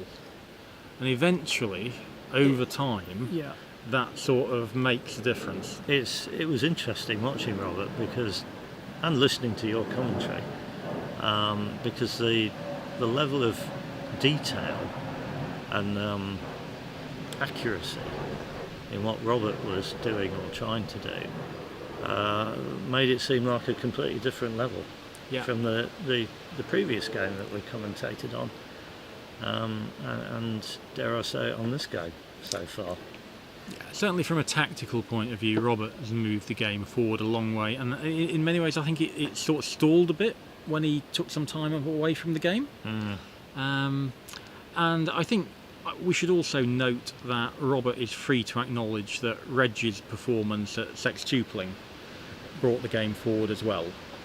So from a physical point of view, the level of physical talent that Reg showed to do those sextuples, leaving remote pioneers and playing rushes from a long way away with remarkable accuracy and fantastic croquet strokes and touch as well, was another key contributor to moving the game forward. Well, you probably don't remember, but I remember, I think it was probably 30 years ago now, there was a tournament in France. Yes, there was 1994. Was it 94? Okay. It was a venue where they held the World Championship. Trial run. That you won. Oh, that was a bit of a giveaway. Another one of the previous winners. And you'd been there, hadn't you? I think you'd played. Had you played in it? No, I don't think I played in '94 at that venue. Okay, but Rob played. Rob played, and Reg played, and Aaron Westerby, and a whole load of good players. Right. And well, anyway, maybe it wasn't that tournament, but I remember the comment you made was, Reg made it look as though sextuples might become a winning tactic. Was it Reg or was it Rob? It was Rob. Oh, it was Rob. It was Rob. I think Rob had 5 sextuples at the event. Right. And it was sort of the first time I'd gone, yeah, well, this looks different. And yeah, because prior to that, there'd been sextuples were sort of displays of skill. Yeah. Weren't they? Yeah. So I did the first one in a AC Worlds over on Lawn 5 in about 91. Right. Okay. Just for fun. I was playing one of the lower ranked players and thought I'd have a go. That was a lady. Well, I'm not allowed to say that. That was a one where I'd laid up in the jaws of Womback. Yeah. There we go. So yeah, they'll edit that out. they will, I'm sure. Yeah. And then playing at Fontenay in '95, there still hadn't been a standard sextuple done. And I agreed with Simon Williams before our block game that we'd both have a go at sextuple. Okay. And I got in and I went to Womback, and Simon missed the lift, and I pottered round on my sextuple, and I was just about to peg out for the first ever standard sextuple in the Worlds, and Simon came on and said, but we agreed that we'd both have a go at sextuple. Good old Simon. And then Rob did one minutes later. Right. Yeah. And then lots of them got done by... Well, I've seen, I think Tony Stevens filmed the one you did. Yeah. If memory serves, because I've seen that one. One of the things I like about that is I think I did it in 19 or 20 minutes. Right. And I think these ones that go on for an hour now, I'm not really a big fan of those. Meanwhile, Ben has got up to 2 back now. Well, I don't mind approaching 2 back from there. I think I can do that. Yeah. And would you go and tidy this pink up, Keith? Oh, certainly. 100%. I would. I like to have pink at the hoop of the peg as near to its final resting place as I could possibly get it before making 3 back. And you're even happy with that slightly imperfect white taking off to that? Yeah, absolutely fine. I'll be going for, well, we can see it at the moment, it's not actually on shot at the moment, but somewhere around that leaf, I think, or just south of it. Now you've noticed there's quite a bit of debris on the lawn, isn't there? There is. It's been breezy on and off. Yeah. And the leaves are falling. Well, that more than just leaves, they're actually bits of tree. Now, looking at this, if he rushes pink too far here, green might be in the way of the takeoff. Well, he has noticed that, I think. And green should really be another 4 or 5 feet further, shouldn't it? Yeah. So he's just tapped that. Right, so he's got a nice his angle. Passageway to white is completely open. He'll want to move pink an inch or 2, won't he? Yeah, definitely. Again, focusing probably on the brown, the length of the brown. It's interesting. John Solomon designed the first sextuple leaf, I believe, with the crosswire at hoop 1 and the 1-back ball in the jaws of 1-back, and the hoop 1 ball north of it. Right, yeah. But he never completed a sextuple It's in remarkable, competition. isn't it? It's a remarkable stat. Yeah. And the first one wasn't until 1970, I think. John Prince, definitely the first one. The late great John Prince. And Keith Wiley did one the following year in the final of the Open Championship Against Nigel Aspinall, was against Nigel Aspinall, 6th turn. Very, very impressive. And, But it still wouldn't have said it was a winning tactic in those days. No. And I think in many ways it was a bit of a 4-minute mile Absolutely. phenomenon. Yes. Yeah. You know, with John not being able to do it, despite being obviously one of the best players of all time. Yeah. And then as soon as someone did it, and then Somebody else has done it, and then then Bob Jackson started reeling them off. Yeah. Yeah. And again, going back to more recent times with the Fontenay tournament you mentioned, that was a real stepping stone for both Fulford and Bamford Yes. to really start ratcheting up the gears a bit. Yeah. So what he's done here is what you mentioned earlier. He's made 3 back, But he's actually croqueted white there without having to go to pink. Yes. So always I handy. like that. Yeah. I like that if you can get it. And pink's pretty good. It's not really too far north. No. So although- white. Sorry, white. It's south That's of Hoop amazing. 6, so it's good. Yeah. Yeah.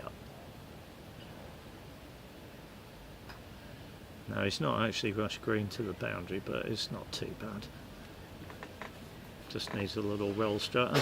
And again, because pink, this is another feature of a diagonal spread, because pink is close to the peg, he's got a huge area he can lay up in, where pink can't hit his balls. And it's actually a skill deciding where to lay up, isn't it? Oh yeah. And just to explain that a bit further, you've got a choice. You can lay up at what we call the maximum distance spot, which leaves 19 yards from A bulk and B bulk. Yeah. And you might do that if you were the best player in the world and your opponent thought whatever they did, you were going to finish next turn. So it wouldn't matter whether you gave them either shot. But most people aren't the best player in the world, and you want to give them an option of a defensive shot that might be 23 yards and an aggressive shot that might be 17 yards. That gives you everything. Yeah. And so Well, I like to find out how far south you can lay. You can go. One of the benefits of being... And if you play in something like the Morolison Shield over a period of time, you can find out, because actually it used to be the case that certain nationalities would take the long shot virtually wherever you laid up. Yeah. And it's one of the benefits a slightly weaker player can get, in that they can actually get you to take a longer shot because it's more defensive. Yeah. Whereas a stronger player won't have that benefit. Yeah. I actually liked people to take the short shot. Obviously I didn't want them to hit it, but I quite like them to take the short shot. So I'd lay up a bit further south and go, come on, you've got to take this short shot, surely. And Novo would still take the longer shot. So Robbie's done the opposite of what you were mentioning last game. He hasn't lifted the ball over at hit 2. Right. He's lifted the ball at the peg. And he's still taking the long shot. Yeah. And I'm assuming what he's saying is, look, even if I hit green in the middle, there's so much room behind this brown. Well, there is quite a gap, isn't there? Yeah. That I'm going to be okay. Yeah. And then it feeds into my later comments that you've still got to rush brown all the way over to white and rush white all the way back to hoop 1. So the pickup is a little bit more difficult. Well, particularly given the length of that rush. if white was nearer the boundary, that would certainly be true. But you could probably rush on the line of 1 and 2 and just take off to white. You could, definitely. But first things first, you've got to hit. How's Robbie getting on with his new mallet, which he's designed it, hasn't he? Yeah, he likes it. He loves it. So, I mean, all we can say is it's not the mallet he won the GC Open playing like a god with. Right. Well, he's got a really good stop shot. He didn't have to play any croquet strokes at the GC Open, did he? Yeah, tonk. Now that is a good result. Now we start getting to one of the more interesting parts of a croquet match. Yes. Well, this feeds into what his brother Greg wrote on the comments earlier. How are we doing for comments, by the way? Have we got anything? I think we're up to date. So Greg's question wasn't it? It was, what are the pros and cons of doing the TPO now versus doing a one-back leave? Yeah. Is that right? Correct. Yeah. And a one-back leave to either do a sextuple or a TPO and a two-ball ending maybe. Yeah. And Robbie's been showing that to date, he's been going to one-back and after the opponent misses, he's been TPOing, Mhm. maybe with a peel or two on partner, Right. and then pegging 2 balls out. Right. Um, And how's that been working out for him? well, I was going to say the other thing he has done is he's TPO'd directly and pegged 2 balls out straight away 1v1. Oh, right. So there have been a couple of different options. When he's pegged 2 balls out 1v1, he got to quite a dodgy position playing George Noble. He got to in front of 1 back, Mhm. and George had already got to in front of 3 back. Right. So he got two hoops ahead, Mhm. and Robbie ran 1 back and then ran 2 back next shot at George in front of 3 back, but missed. Ooh. So that's a genuine chance that George didn't make any progress. Yeah. Well, that's So- a shame. You know, I think James Death might have beaten him in a TPO ending as well. Yeah. So I'm not a fan of anything involving pegging some balls out if they're not your own here. I Right. want to go to 1 back, Yeah. and I want to do a sextuple peel. Okay. Um, So he's rushed beyond Wright, as To- we anticipated. He's managed that, and it's okay. that's good. No, I'd say that's good. He's got an almost straight rush to hoop 1, and it's pretty short. Now, And again, I should mention we've got this wonderful caption to show us that it's the brown that's on hoop 10. It's made Yeah. 9 Yeah. points, but we've also got these fantastic big clips with the line through the brown, so that even from where we're sitting, I can see that that's a brown clip.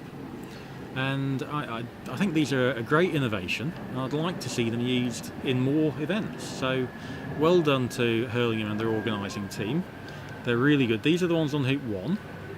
And you can see how big they are. They're really nice. The brown one's got a white line through it to help colourblind people like me. and you can even see in the picture the white dot on the green here. Green. Oh, a green clip. Yeah, so really good. Now, Robbie's he overcut that. Oh, he's clubbed that, has he? He's clubbed that.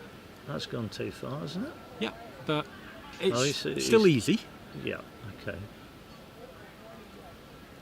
I wouldn't find that easy. I to be think he fair, but needs I to don't- find I a don't hoop like that. stroke that is 20% less hard than his current hoop stroke for these hoops. Is that to get the ball rolling? Yeah, Yeah. yeah. I just think he's Just gives you a fractionally chance too with a hard. bit of spin, doesn't it? Yeah, Forward spin. Which if you hit straight into a wire, you might get the forward spin would take it through. correct. Whereas if it's sliding, then no. And he's done the same again. That's failed the hoop, and I think He's- it was still skidding when it got there. Well, it was a better effort than the previous Yeah, one. that's definitely still skidding. And You I- can tell from well- that great replay. I actually thought this hit the near wire. Probably did. I think it did. Yeah, keep playing that replay. Ooh, it's interesting. I'm not sure. I'm not sure now. Oh, I still think, yeah, you might be Yeah. right. You might be right. And Flick that near they wire. don't tend to go through if you hit the near wire, do they? Certainly. I'm not which- sure. It's a good one to look at. So Robbie's looking at this. He's maybe thinking, did it stick? In which Has he asked case, for a referee? he'll Oh, he now has asked calling for a referee. Right. I won't go. Has he got a referee? I think there's a referee in the manager's tent. Generally. Okay. So let's go through what happens here. If Robbie thinks that this ball has potentially wedged, the first thing he should do is mark where he played the stroke from. Yes. So lots of players forget that. So go and plop a marker down where you played the hoop stroke from. Here comes and the referee. If the pink is found to wedge in any rotation, Yeah. Robbie will have the option of having a replay Mhm. or leaving it where it is and having the hoop reset. Well, you The guess hoop would reset whatever. the hoops reset whatever. Yeah, and he would have the option of a replay, which he would take. Yes. Because otherwise it's end of turn. Correct.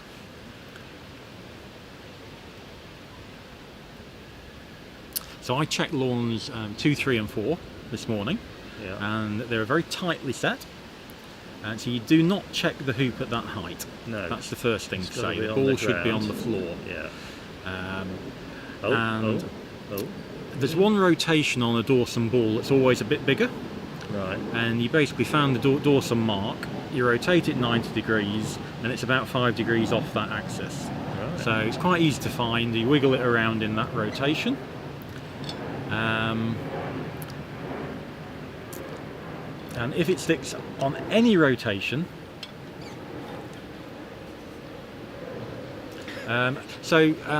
one of the comments that's been made is this is the same hoop that I hammered in.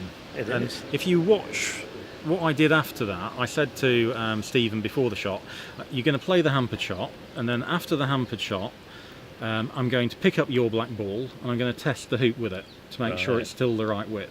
Okay, And it was plenty big enough. fine. So Well- I was confident before that there's no way in a million years that pink is going to stick in that, having tested the black in it. What's happening now? As I don't know what the big ball in this lawn is because I tested 2, 3 and 4 this morning, so I know what the big balls on there are. So Robbie might have asked for the test to be done again on the basis he wasn't happy with it. What's going on here? So if Robbie thinks that the test hasn't been performed correctly, he can say, look, can you just have another go? Okay. The gap between black and the wire was quite significant. It wasn't a 64th. Right. Lots of these hoops are set to a 64th. Yeah. This one, when I tested it, was a little bit over a 64th. So the difference between black and pink isn't going to be that different. I don't know now Well, what's going on. No. But Robbie's now striding off the lawn. I assume he's talking to Ben about something. And always good to involve your opponent in actually what's going on, or else they can get a little bit. Yeah, well, unmarked. it's a courtesy, Yeah, isn't it? it is. And very good to see. Yeah.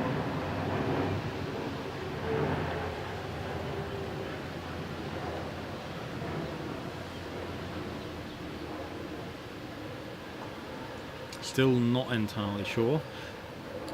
Oh, they're just replacing the ball now. Deciding Just where to replacing replace the it. Right. Okay, so the Okay, pink hasn't so- run the hoop, it hasn't wedged, and they're just confirming where it is. No double target for brown or green, so it's not a major decision Now, really. Meanwhile, while we're just waiting, Stephen Morgan finished his triple peel. His delayed triple peel. His delayed triple peel. So well done, Stephen. yeah. And I think he did a triple peel his previous game. So he seems to be in good form. And Ben will almost certainly find the green ball here, won't he, Keith? Well, he has found the green ball. And that's his backward ball, the one he can finish the turn, Yeah. win the game Yeah. with. So he's not concerned about leaving brown at hoop 2, No. is what you're saying. No, he's saying Robbie's good enough. It's all about me. I don't care about him. Yeah. I can hit this, and it's only about 14 yards, isn't it? So, Yeah. 14 yarder, 2 balls at his hoop. Yeah. Should win if he hits it. You're quite right. Just take this shot. Absolutely right decision. So another big upset. I'm afraid my fantasy team's going Oh, downhill no. big time. No. Robert Wilkinson 26, Andrew Johnson 21. Well done, Robert. Another qualifier. Now, Qualifier's having what a good about- day. What about the result above that one? Oh, what a close one. 26 to 25. Housemates for this week. Go on. Mark Avery beat Sam Murray 26-25. Oh, he can't believe it. I think he thought he was going to hit that, didn't he? Yeah. Just before it missed. Well, So we're now back to where we were before this unexpected error from Robbie, talking about TPOs and sextuples. yes. I know it sounds a long time ago, but Robbie's had 3 errors this game. Yeah. I'm sure there's some people at home going, given he's played 3 errors, shouldn't he just have a ball to 4 back? Why are you bothering talking about sextuples and TPOs? It doesn't really work like that, though, does it? I'm not saying it should or it shouldn't. So the TPO ball is at hoop 2, which isn't ideal. So a straight off TPO might not be perfect. So you think we might see a one-back leave, So I think we are going to see a 1-back leave, followed by a TPO? followed Assuming by a he gets- TPO, if he gets the chance. with at least 1 peel on partner. Well, that'll be different. We haven't seen anything like that so far on this lawn, have we? No.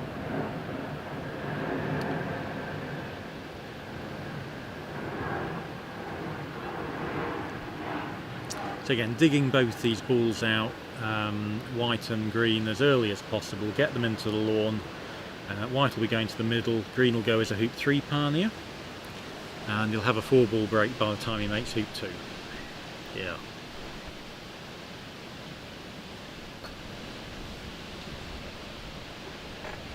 Now, I was talking to our producer, Stephen, earlier, and well, it might have been Roderick actually. I was talking to, and he said that over 100 people were watching. Don't know how many are watching at the moment, but we had an audience from Australia and New Zealand. 65. So 65, obviously, once we okay. go past lunchtime, the Aussies and Kiwis, they'll start going to bed. Yeah. But yeah, great for day one, isn't it? Oh, it's I mean, fabulous. we could easily have 400 or 500 for the final. Yeah. And you kind of hope that people watching we don't know who they are, or know some of them obviously, but there might be somebody watching who future world champion gets inspired. Yeah. Yeah. I mean, I remember that McRobertson Shield we played in Australia. There's a club at Shepperton, Yeah, if you remember. absolutely. That's where we played doubles. I visited it last year again. Right. And I remember we played Australia there, and one of the days there was a family came along, and I think there were 3 boys. Yeah. Parents probably there. I don't remember. Certainly the parents. dad. The dad Certainly is the definitely dad, there. yeah. And a real treat for them was that Bruce Fleming, the Australian captain, sat down with them Fantastic. for half an hour and chatted, and they were absolutely rapt attention, listening to the words of wisdom from a great player. And I overheard that at the end of that session, Bruce said something like, well, you never know, if you keep it up, one day you might play for Australia. Absolutely. Now, those boys were Greg, Robbie and Malcolm Fletcher. Half of the 2007 winning McRobertson Shield team. Yeah. In which they all played well. Yeah. And I actually remember, Chris, I saw them and I just thought, yeah, I'll be seeing them again. I'll be seeing them again. And from an English perspective, they're going to be trouble. Yeah. Yeah. Well, they certainly have been. All 3 very good players. Absolutely. So, anyway, Brown, the ball for 4-back, is Yeah. down at hoop 4. Right. So we can rule out the immediate TPO. Yeah. What we don't know is he stopping at 1-back? And if so, what's he going to do after he stops at 1-back? Well, we'll just have to wait and see. He's still not quite got a break, really, because that white's not where you would place it, No. ideally, is it? No, still digging it out. Yeah.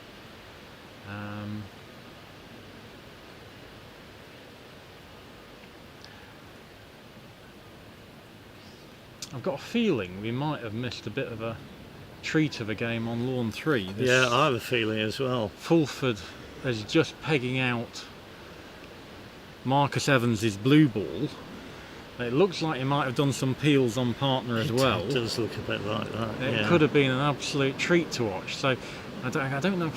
Can't see very much from here, but we'll get some feedback and let you know what went on in that later on.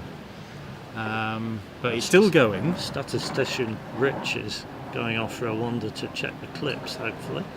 Whether it's going to be 2 balls off or just the one, I don't know. I've been keeping half an eye on it. I've only seen Marcus on the lawn for one significant turn, so Robert, remember, went to 1-back. He did go to Marcus 1-back. hit and went to 4-back, I think. Yeah. And I think Robert might have hit and done a TPO, possibly with some peels on his sextuple. looks like he might have done 3 peels. Yeah.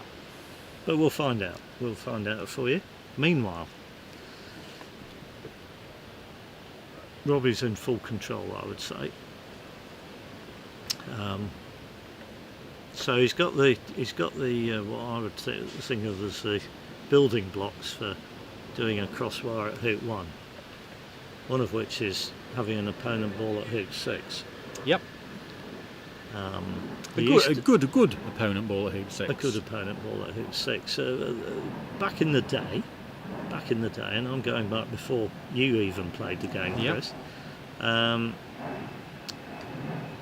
People used to do the crosswire after hoop 5 And rush. and then rush to hoop 6. A long way away, I think. It's a long way away, and you don't see it these days, so it's a term that's gone out of usage, but you used to end up with the Avery septuple leave.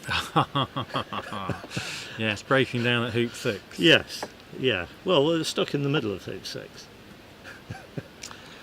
So Rich has very kindly walked over to lawn 3 and is giving an update on this quite exciting game between Robert Fulford and Marcus Evans.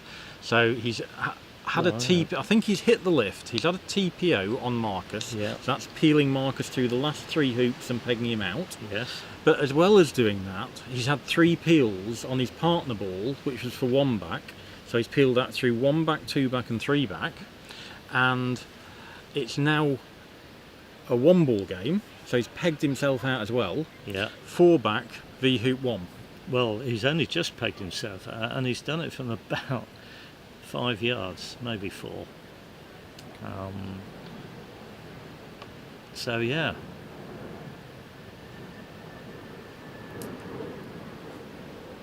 It's an interesting position. So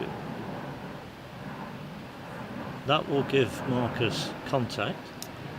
Yep. But he's managed to leave red in an absolutely,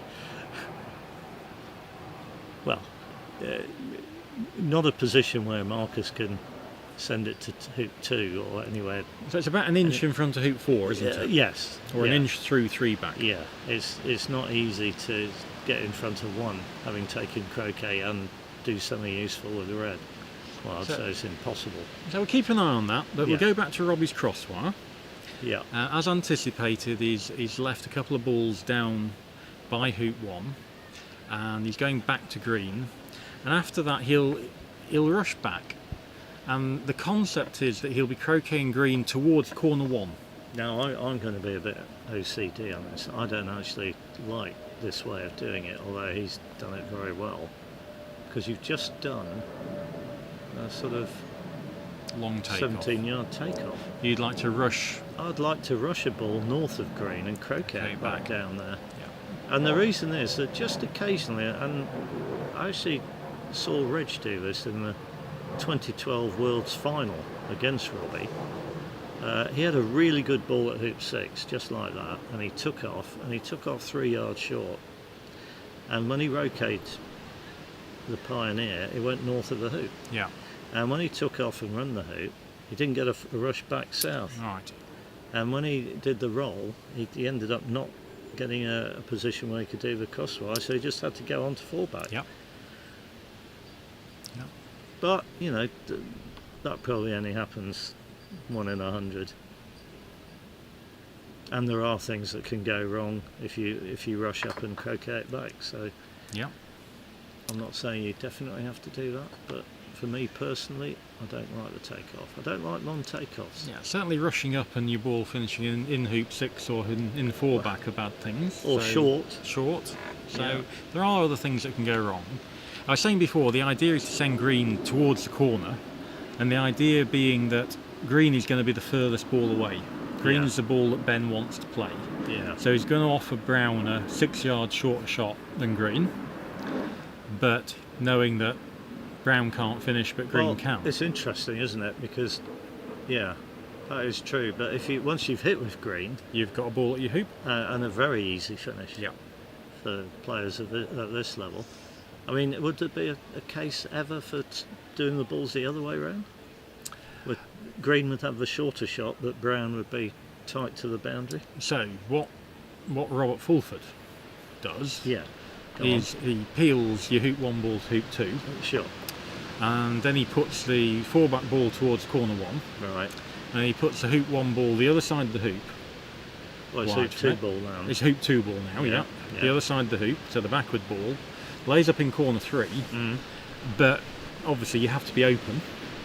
But you've got a hampered stance now. Yeah, right. Yes. So all you can do is poke with your hampered stance at your 30-yarder with your hoop 2 ball, with a ball near corner 1. That's bad. Where's that finished? Well, it's finished north-west of the hoop. So, but that's a conscious decision, isn't it? No, green hit the hoop. Ah, okay. Green hit the hoop. I missed that. Well, okay. It could. If that was conscious, I'd be. Now here's I'd be the shot again. surprised. Yeah, let's watch the replay. Oh yeah, big hill, massive hill. So he was trying to do what I said. The good news from his point of view is green is not runnable for hoop 1, and it's still in a good area with a big wide area to rush. And he got the rush on Brown into that area. Yeah. So that's all good. So again, when you're doing this takeoff, most people will make sure that you leave a cuttable rush to 1 back, just in case something goes wrong with the croquet stroke. But fascinating to watch that hill, which was quite significant, wasn't it? Yeah. What? I didn't actually see the replay, but I went a long way. Okay. So which way? He hasn't got a rush there. So, So it moved south to north. right. Okay. Interesting. I mentioned earlier the standard thing is to lay up fairly tight in corner 3, Yeah. and that's not the Fulford method. So I think Robbie is an old-fashioned, fairly tight in corner 3 man.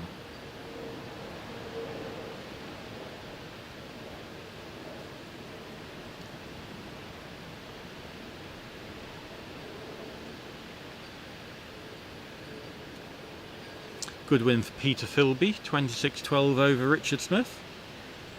Yeah. Not many Kiwis here this event, so That's almost worth an asterisk. yeah.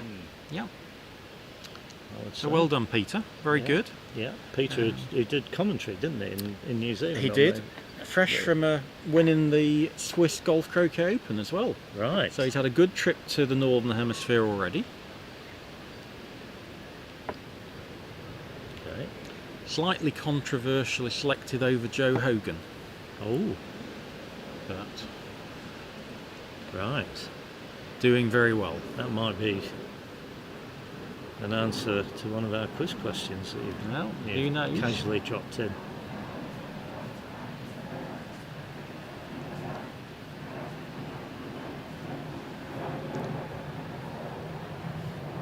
So Robbie again, looks like he is laying up quite tight in corner 3 here. None of this ball hidden behind hoop 3 nonsense.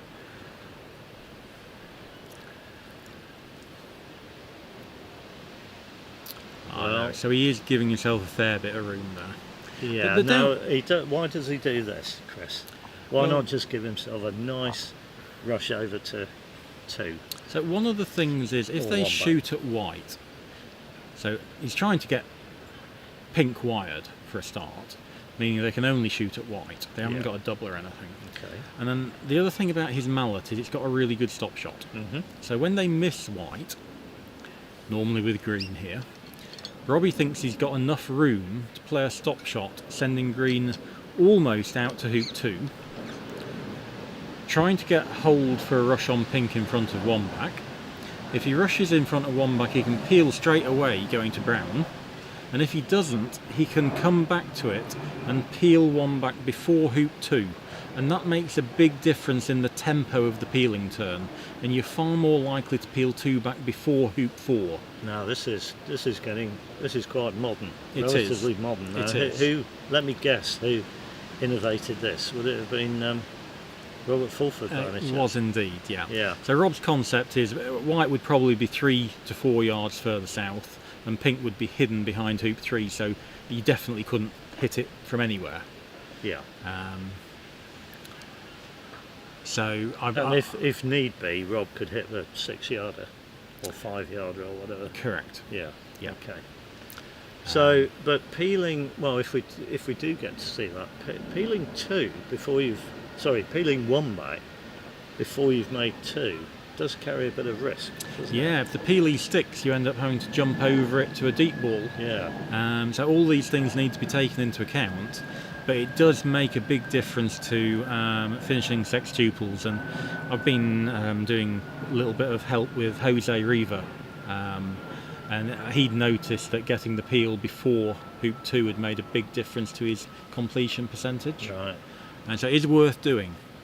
And again, having this big stop shot means that Robbie can make this leave, whereas Robert doesn't have as acute a stop shot. He needs pink further in the lawn. Yeah. Okay.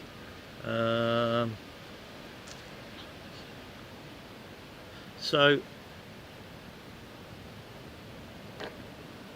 okay, let's say this happens and he peels one back. So peg high, say. Fantastic. And he goes to the other ball. Brown. Yeah. Brown. Makes 2. Makes 1. Oh, he's not. Sorry, he's not made. No, he's made 1. And Oh, after the peeling 2 back. Yes. Okay. peeling before 2. Who? Before 2. So he's making 2 off white. Yes. No, he's white. Off pink. Partner ball.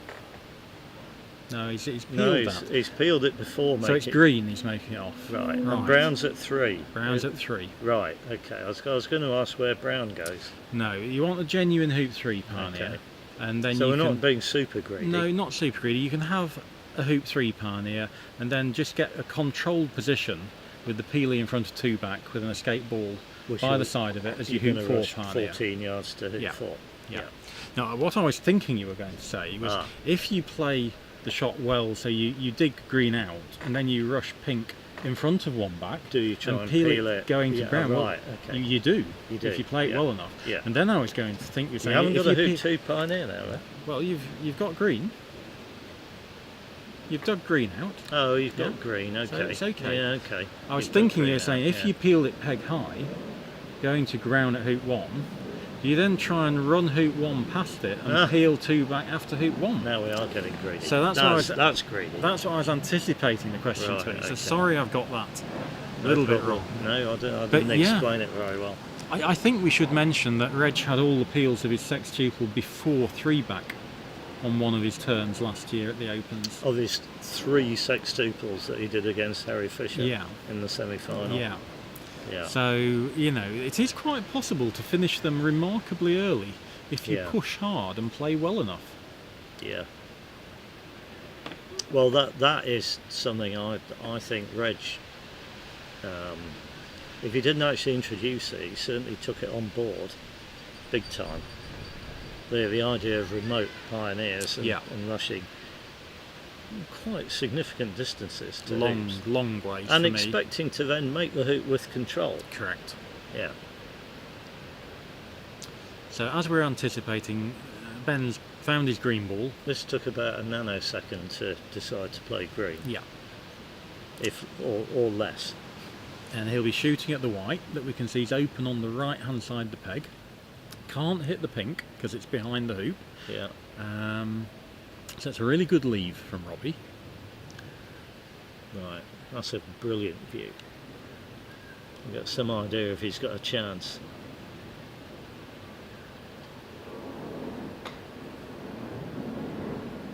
Doesn't like it. Oh, Long way off. Just outside the Oh. corner. it was almost nearer pink than white.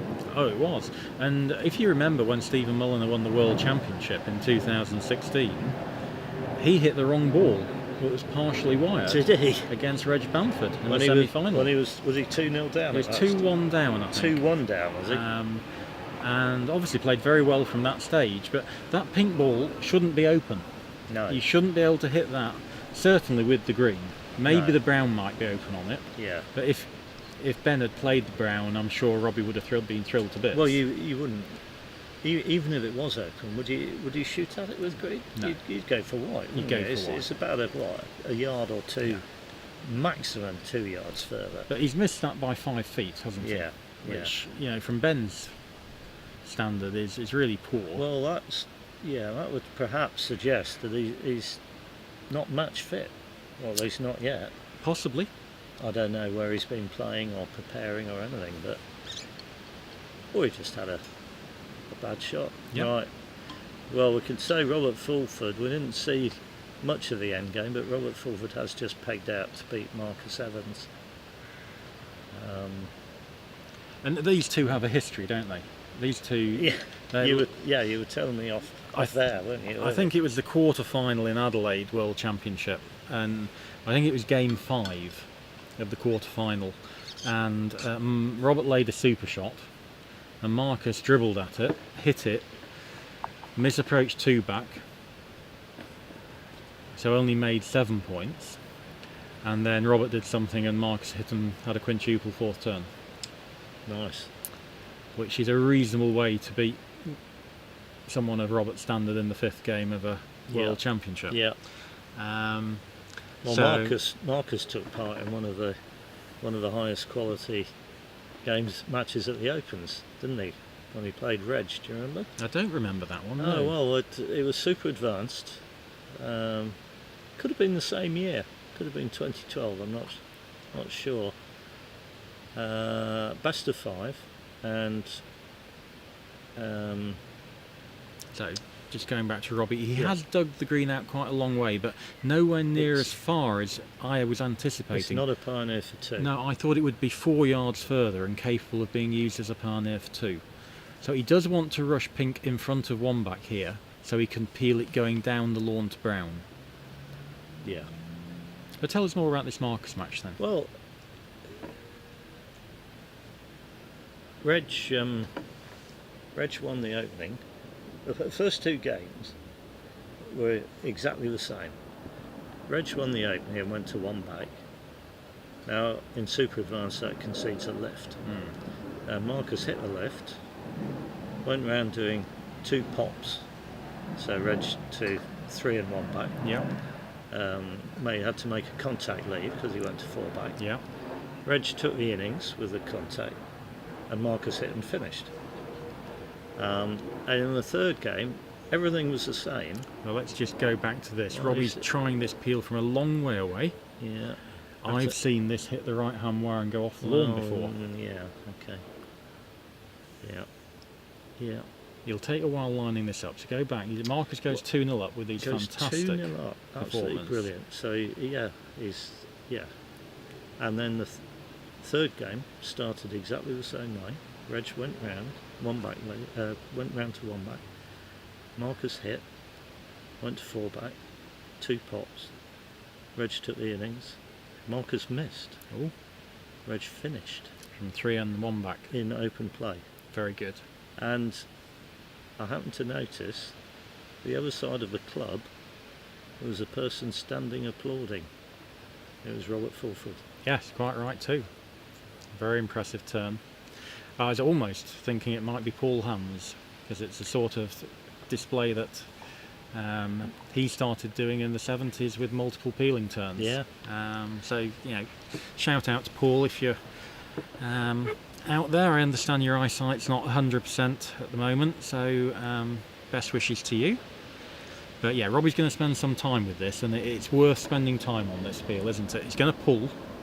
Yes, this isn't a slap it down and see how it goes situation, is it? The problem is, because it's going to pull left, his aiming point is going to be towards the right-hand wire. But he's also playing a roll. Yeah. And rolls don't pull as much. Yeah, well, that depends straight, how hard you hit them. And the angle is split. Yeah. This isn't much of an angle of split. It is fairly narrow. Yeah. So, well, we'll see. Here we go. So pull too much and hit the left-hand wire. Well, that's an okay result, though, isn't it? The white's good. I mean, the worst you can say for that is he's back on what I would regard a normal schedule. Yeah. Yeah. Because the other thing that could go wrong is that Pink just misses the hoop, but doesn't go off the lawn, and is miles away from hoop 2. So one of the things you've just mentioned is he's gone back to a normal schedule. Yeah. So, given the fact he now isn't in an advanced schedule, does he abort and do the TPO instead? Well, I don't know what his strategies are for this, what his attitude is. Because if you're looking at this going, oh, Sextuple suddenly got delayed. then maybe you do. It's certainly possible to jaws the peelie after one back, after hoop 2, in one back after hoop 2, Mm-hmm. and then peel 4 back after hoop 3, Yeah, going back to it and rush peel it, and still have a hoop 4 pioneer. yeah. So you don't have to do any sort of remote stuff. Let's run Right. that a bit too far. It hasn't got to rush up to green. It'd be nice just to get a little bit of control, wouldn't it? Yeah. Well, I don't suppose anybody's particularly comfortable in this level of wind, but it does sort of waft the mallet over the ball a bit. So that This is nothing compared to Canley at the Robertson right. Showcase. Okay. Well, This I wasn't is there. I A did watch light it. breeze. I did watch it on the live stream, and those sort of, I don't know what they're called, the sort of the sail-shaped things, if the advertising on or whatever, were going all over the show.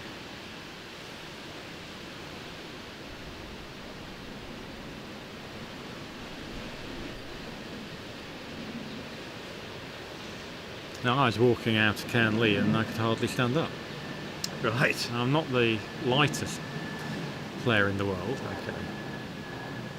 Right. So he's rolling brown to hoop 3, and there'll be wanting a rush on green, He's not happy with it. Brown's gone way too far. and he's gone Green- the wrong side of green. Yeah, that's a really poor Brown, and White just completely the wrong side. And dare I say it, from here it's quite tricky to get green where you want it, because you're going to have to play quite a big pass roll, aren't you? I mean, you could leave it there, Well, and go for a TPO. go for a TPO. Yes, of course, we've still got that in the locker. Remember, I have been panning going for a TPO all day as a bad tactic. You have. So I'm not a big fan of it. I want him just to finish, and actually display some dominance early in the tournament. Reg has already had a sextuple. Yeah, Rob's already had this fancy 6 peeling turn. yeah. Um, And what's Robbie done? A couple of TPs, probably. yeah, I think he's just had a couple of TPs. Now this is. He's not putting this the side that suggests he's peeling. So No. right, we could be getting a TPO then. And 2 balls off. Mm-hmm.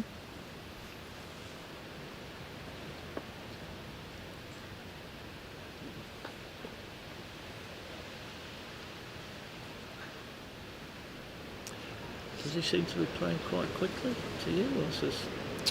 No, he varies. So Right. sometimes he's okay, and Yeah. then sometimes he just spends 3 minutes doing something Right. that he regards as particularly important.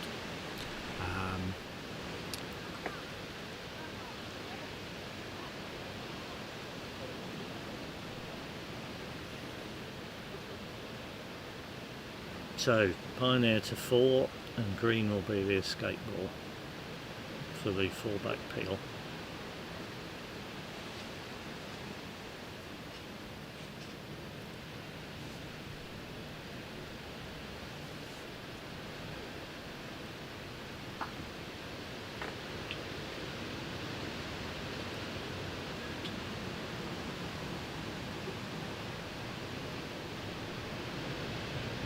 And one of the interesting things about this is while we watch him peel the brown through the last 3 hoops, at what stage is he going to put some focus in getting a peel on the pink ball? Well, at the moment, pink's going to be the pioneer at hoop 6. Yeah, which is a bad place for him. Yeah, ideally you'd want it at 5, wouldn't you? And then, well, you wanted a 1-back. Well, for when you make 1-back. Yeah, from this position I would normally be saying he's going to be peeling 1 back going to rover. So try Okay. to get your 3 peels of your TPO before 3 back, Yeah. and then rush over after 4 back.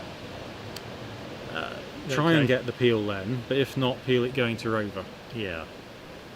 And I would say if you're only getting 1 peel in,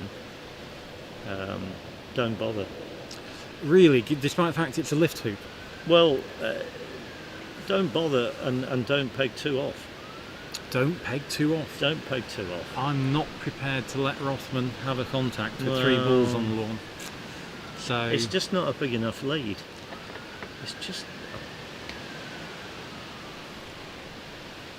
it isn't a big lead, I accept that. But the other thing you're saying is I'm much better than you. And Okay. therefore, it's a bigger lead than it might be for somebody else. Yeah, okay, well... And you don't play the pegged out ending defensively. You don't let them just take position and not do anything about it. Well, you've got to keep shooting on them. Yeah, and he in does. which case you give them the chance Correct. of a 2-ball break. Correct, but he plays positively in the 2-ball ending, and I like that. Yeah. I don't like these players who just float around in a corner and let you take 2 or 3 hoops without doing anything, Yeah. and suddenly you're 3 hoops behind and it's a game on again. Yeah. So it'll take a bit more time lining the edges up here. Now, I remember Chris playing, it'd be a good 10 years ago, probably longer. I played David Morm in the Easterns at Colchester, Eastern Championships at Colchester. And we got in a 1 versus 1 ending. Yeah. This will be 1v1 back, remember? Yes, A bit but different. this one just happened to be 1 versus 1. Yeah. And a certain C. Clark, in Mhm. reporting on it, said it was the worst pegged out ending he'd ever seen.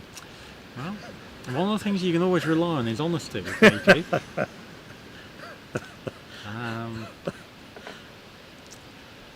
So I'd talk about another pegged out ending, which was, I think it was 1v2 back, which we may get in this game. We may do. And David Morm was in front of hoop 1. And I know the one you're referring to. Bob Jackson was on the middle of the east One boundary. of the best turns I've ever seen. And Dave for hoop 1. They're playing Bob, on a sandpit. Bob for 2 remember? back. The lawn was not good. It had sand all over it. Yeah. And Dave tapped in front of hoop 1 and Bob stayed on the east boundary. And Dave tapped in front of hoop 1 again and Bob stayed on the east boundary. And then Dave just didn't bother running hoop 1. He just hit Bob on the east boundary and finished. Yeah. To win them at Robertson Shield. To win them at Robertson Shield. Yeah. So Fantastic. that was quite a good turn. Yeah. Yeah. And again, it shows that a 1v2 back game is far from a big absolutely. lead. Yeah, absolutely. Yeah. I mean, what is a good lead? Would you say 1 versus 4 back? Is that- 1v4 back. I beat Greg Brandt and playing with Hamish McIntosh in the New Okay. Zealand Open doubles. Right. And yeah, I got to 1v4 back.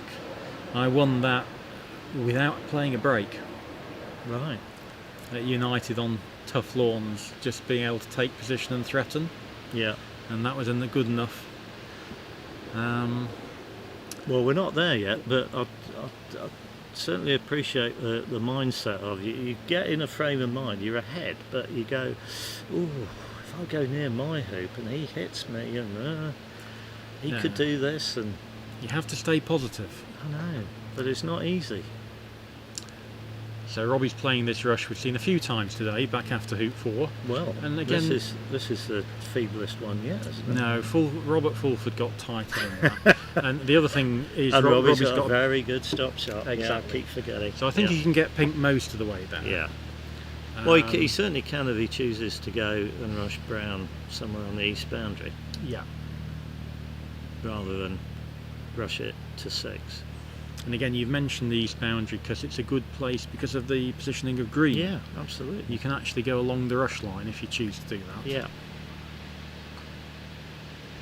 And he's opted to rush south, I think. Look where Pink's gone. What ratio stop shot was that? I don't know, but it was big. Oh, it's off for scale. How far's White gone? About a yard? 4 feet? It maybe? didn't move them far. No. Pink's gone good 12 yards, 14 yards pretty much. Yeah. So okay. for those of you wanting to buy a mallet with a big stop shot, this mallet of Robbie's that he's made himself and he's selling has a really good stop shot. I can't tell you much about the other aspects of it, But if a big stop shot is your number one criteria, this is the mallet for you.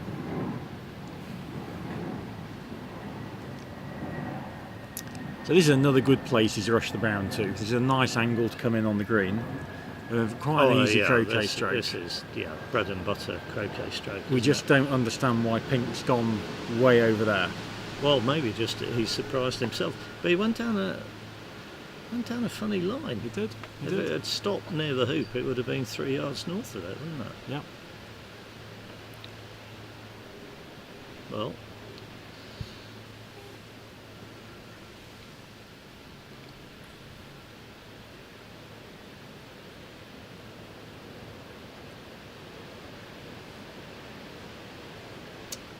So remember, he's peeling the brown ball. That's the one that he's got at hoop 6 already. It is always worth remembering in these terms which ball you're peeling. And can I suggest that it's possible that pink's gone over there because he's started to think about the one back peel? You could certainly suggest it. Yeah. So, but it wasn't aimed at one back either. No, but it's much closer. If now he puts green as his escape ball for the penult peel, getting a rush on pink in front of one back, genius, and then peels one back going to brown. Yes. Then I think we've seen why pink might have gone over there. Yeah, I think you've called it. Yeah.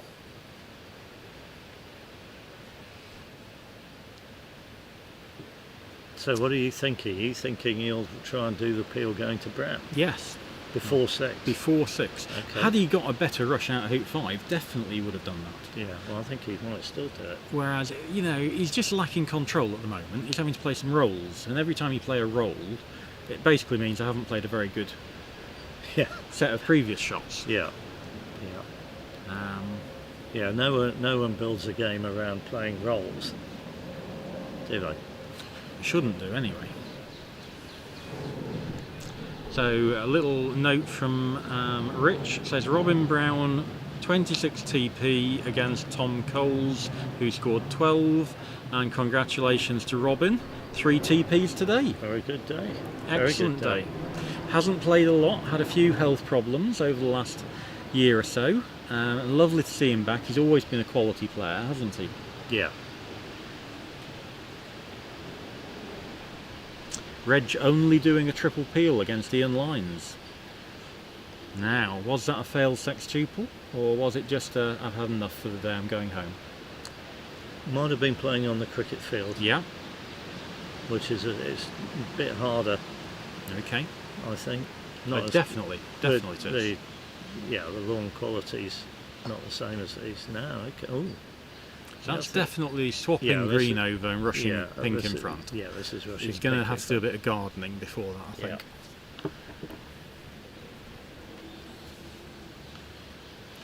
And what's the etiquette about showing them just about where you want it to stop, Keith? How do you mean? Pick your leaves up and then go and place them just where you want it to stop. I don't think that's allowed. That's a no-no, is it? Yeah, I think so. Yeah. Okay. Yeah. And he has this thing where he goes on the rush line, then he goes back to stand, and he often switches between the two, just keep checking, and particularly when he's playing a split roll. But need good pace on this. Looks good. There we go.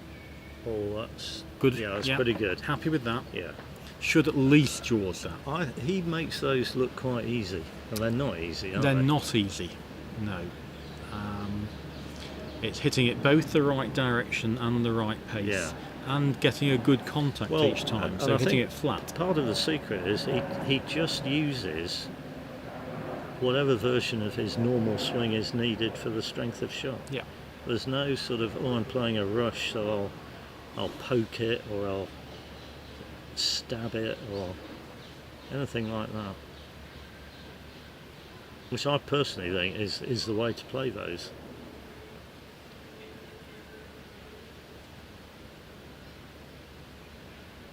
But a lot of people get taught that you don't want to hit down on it, so you should hit up on it.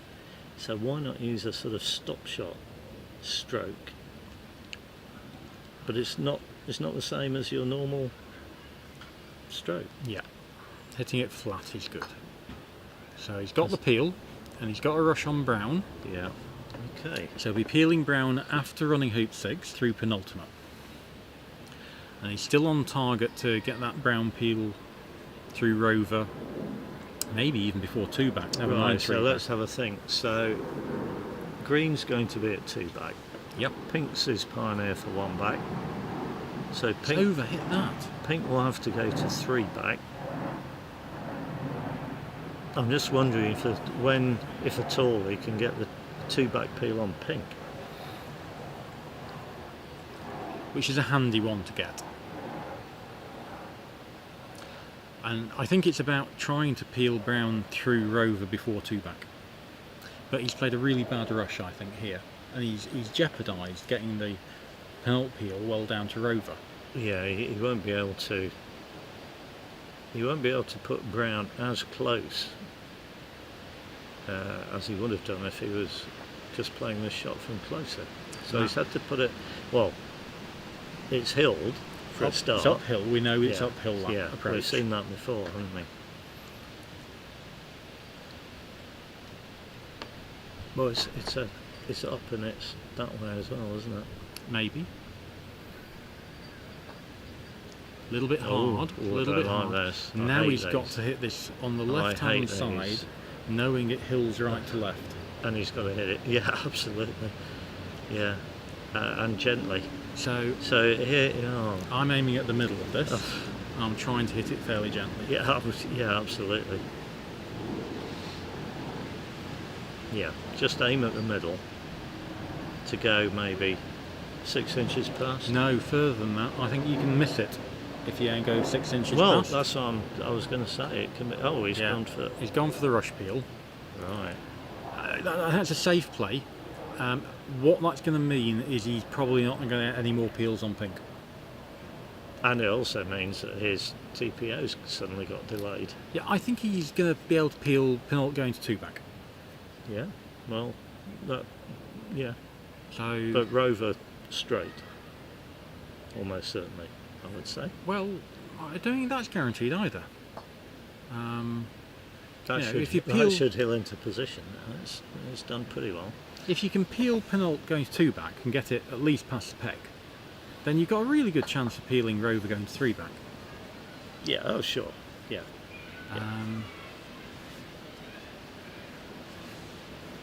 And again, knowing you're going to play this, what's called a death roll, peeling penult going to 2 back, you want to make sure that this is a good pioneer. You don't want it past 2 back. You want it somewhere a little bit short so you can peel it going to it and hit it towards the hoop. Yeah. Right. Just wait me for a minute.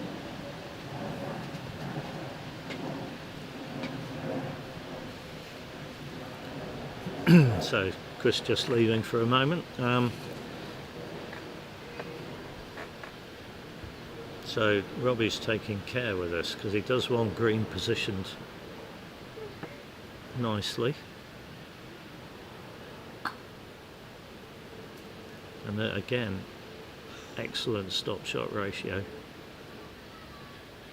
Green's well down. It's pretty good. Rich has joined me momentarily. Yeah, those stop shots are something to behold, aren't they? I'm just sitting there just marvelling at them. Yeah. Well, the secret I think is that the mallet is quite light Yeah. compared to standard mallets.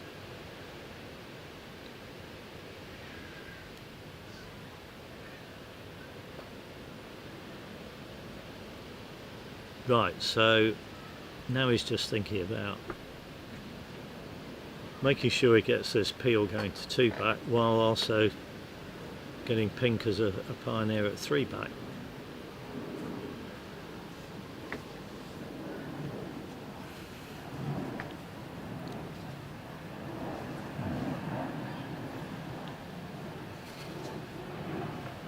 So, how did Jenny get on? Jenny lost by 4, Oh no. 26-22 to Debbie.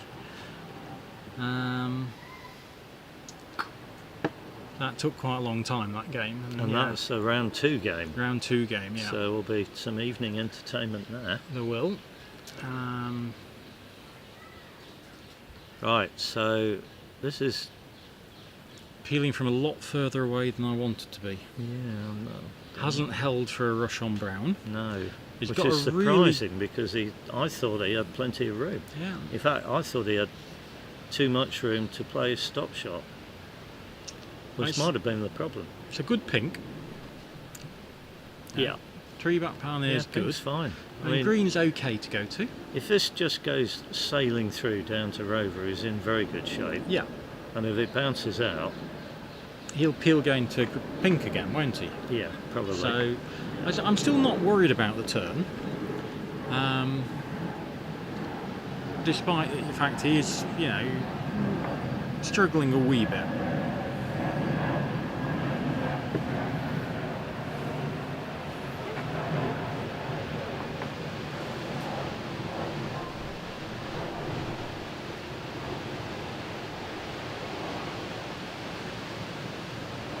What do you think about the position of green? I quite like it. Yeah, I'm happy enough with it.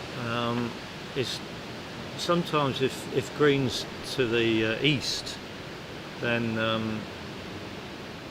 you can end up rushing brown in a place where it's quite tight to get past hoop 6, Yeah. getting down to it, whereas this one I think, to be fair, should be a there's, lot wider. there's nothing tight about this brown at all. Well, no. Yeah, good peel. Yeah, and White's not missed the great. peg, White's not great. but it's It's good enough. It's fine. So he should Yeah. now get the rover peel before 3 back. Yeah, And that's quite important. Because if he gets the rover peel before 3 back, he can then risk rushing pink over to in front of 2 back after 3 back. and peel it going to brown. Yeah, Yeah. yeah. And if you do that, then you should get the 3 back peel as well. Right. So, you still got to approach 2 back as his first line. But Now, are you still confident we're seeing 2 off? Two yes, peg off? this is No definitely question. Right. definitely 2 off. It always has been from the start. Right. But yeah, a few good shots here, and you should be getting the 3rd peel. It's okay. It's okay. I think he'll hit this hard. Whereas one of the things I'm trying to do, playing on these lawns, is to hit every shot not hard. Yeah. I don't want to extend my swing. You can just stroke this through fairly gently to the boundary. Okay, he does want to rush back up to brown, Yeah, so he does brown- want to go off the Yeah, boundary. brown is still well north of peeling position, isn't it? Yeah. That's come out nicely. And I'd rather not play that firm hoop stroke. Yeah. Um, There's a replay. but now he's got a lovely rush to brown. Do And you he- like these replays? They're excellent camera Excellent, work, yeah. good directing, and yeah, the same green up to 4 back, getting a rush on brown in front of rover, and peel brown going to pink. And I say that allows pink to be rushed in front of 2 back, and peel through 2 back after 3 back with a set of really good shots. Just wonder if we've had comments recently or No. not. No.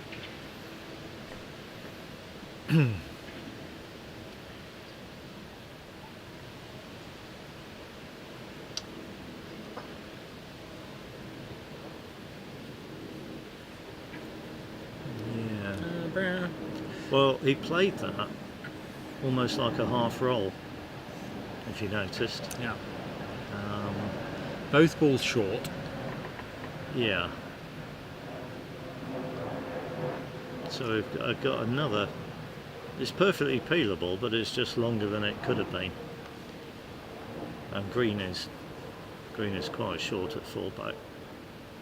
Mine is how far is ours? Good. Oof. 5 yards. Yeah, or at least.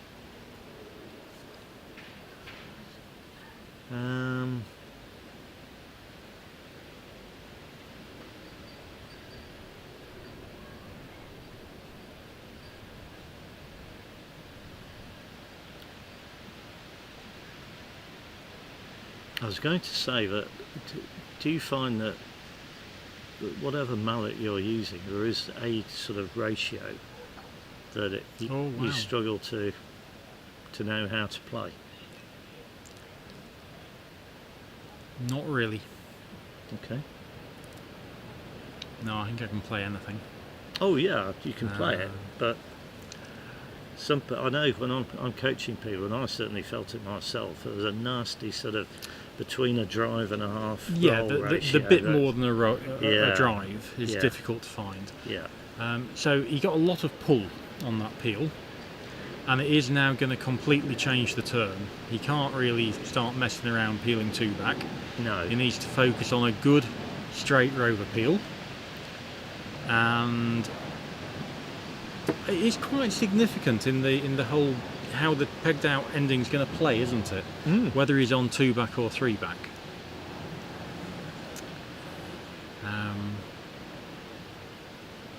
Well, let's take a scenario. If Ben's in front of hoop 1, is Robbie going to shoot at him from 25 yards away? Going into corner 1. I think if it's going into corner 1, he will. Really? Yeah. That's Yeah. quite aggressive. Yeah. You wouldn't wait. No, I'm not Get it. saying what I would do. I'm saying what Robbie will do. No, okay. Robbie does play it fairly aggressively. See, I would wait. I'd go away. Go away from my hoop. So where are you get going you to on- go? Where are you going to go? If you're on a foot in front of hoop 1 and Um, you're over by hoop 3. Yeah, well, it's a good question.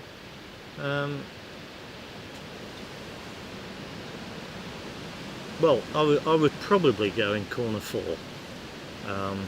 Okay, I go 6 inches in front of hoop 1. You shooting them? Am I shooting? No, I'm waiting till you've got off hoop 1. Alright, I'll go in the jaws then. Okay. It's still staying there. Yeah, well, let's say yes. So I'm hoping. Well, no, sorry, no, I'm not now. No, I'm not. No, you're moving, are you? I'm moving somewhere where you can't hit me, on the south boundary near hoop 1. Okay, so I'm going to run hoop 1 and hopefully run hoop 2. Right. And maybe okay. take position at hoop 3. Okay. And you're going to take position at 2 back. Yes. And then if one of those shots has gone wrong, I'm going to improve it and I'm going to be in front of hoop 3. Yeah. So I've given myself a bisque for something not working. Yeah. So I'm now in front of hoop 3 and you're in front of hoop 2 back. Yeah. You run 2 back. And I can't take position at 3 back. No, so I'm probably going to make 3 and 4 Oh, before I understand. you take those Yeah, shots. absolutely. But this I think is normal one ball tactics. And what I'm saying is normal 1-ball tactics are rubbish. Yeah, well, okay. And that's why this 7-point lead isn't Yeah. big enough. You need to be more aggressive. Yeah. Now, when you choose to be more aggressive, it's difficult to decide. But Well, what have I done wrong so far in my scenario? well, you've allowed him to get in the jaws of hoop 1 for a start. Okay. So the way to stop that was to attempt to hit you. Well, you could have you Perhaps. could have come 5 yards closer out of corner 4, couldn't you? Oh, okay. Yeah. And then But you still go in the jaws. well, I started a foot away and then I moved 6 inches away. And Okay, so you're saying you allowed me too much time straight away. You went to corner 4 straight away, didn't you? You didn't go behind hoop 4. no, I didn't. That is true. So Yeah. you've immediately. Well, at some point, you see, I'm still thinking, well, rather than running hoop 1, you might just hit me.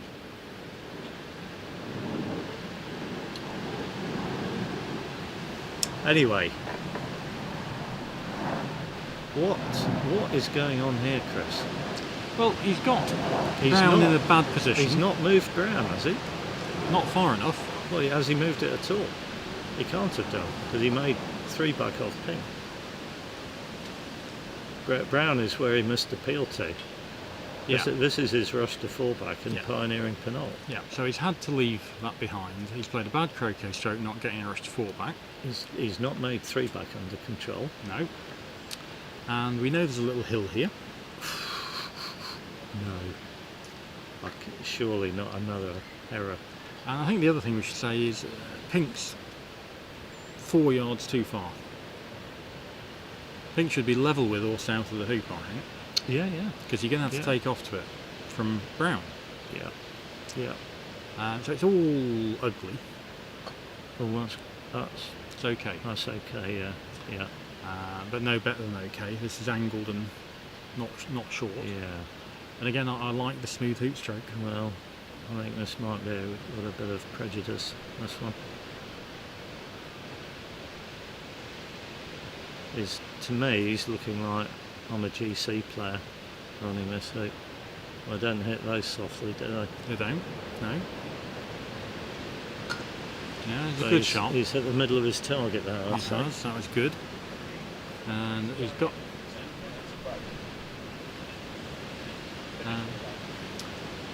okay, well, we've got coming to the end of this quite interesting turn, and I think it'd be good for me to sub out and let one of the players who's been involved in probably the game of the day come and take Right. over. Yeah, good So idea. thanks for your company, Keith and Rich. Cheers, Chris. And Thank you, Chris. Let Marcus Evans take over.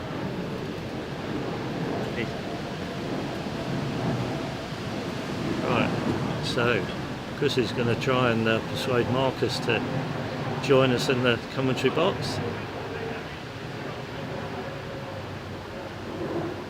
And he's very looks British, like he's isn't it? yeah, After you. yeah, no. Oh, he's coming now. Here we go. Come and join me, Marcus. Chris is very keen to get your take on this, and you can also give us the lowdown on your game with Mr. Fulford. Yeah, Which looked very entertaining. it was entertaining. Yes, Now- but let's focus on Yeah, this. For the before time we get being. into that, right, so Robbie Fletcher is TPOing Brown. Yeah, he got a lot more pull on the previous peel attempt than he anticipated, That's didn't he? right, he did, yeah. Which Yeah. made Which- things quite difficult. Yeah, and then he didn't get control out of three back. Yeah.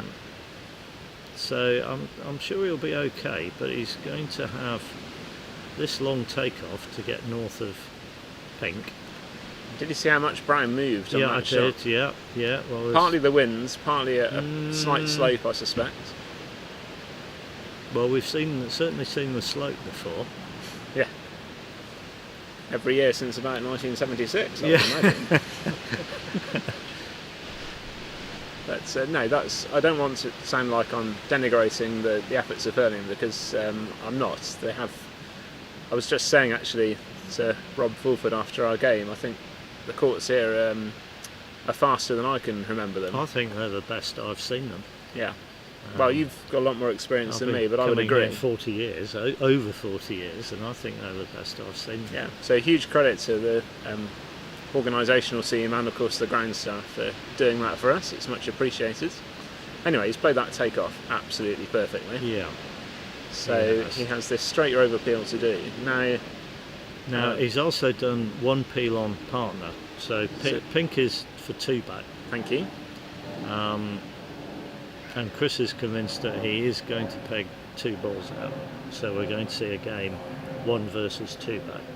That's good. I mean, I was going to say that's what I would do, but you probably knew that already, because that's what I do in almost any situation. But certainly with a 7-hoop lead or an 8-hoop lead, and only one more lift for him to concede after this turn, because he will only concede a lift then when he runs 4 back later on, if he does. Yeah. I think that's quite a powerful position. The player of the other ball, Ben, will have to play very well. And yeah, very similar to the situation I've just found myself in against Mr. Fulford. Go on then. Right. So what the viewer currently knows is that Rob got in and went to one back, He did. and given that you then played, you must have hit the shot, did you? I did hit the shot, yeah. Right. It So, was, and what did you do? Did you go to four back? it was a slightly shorter shot than usual, because Rob, on his final rush, hit hoop 3 and then put a ball off the lawn, very unusually. Only just.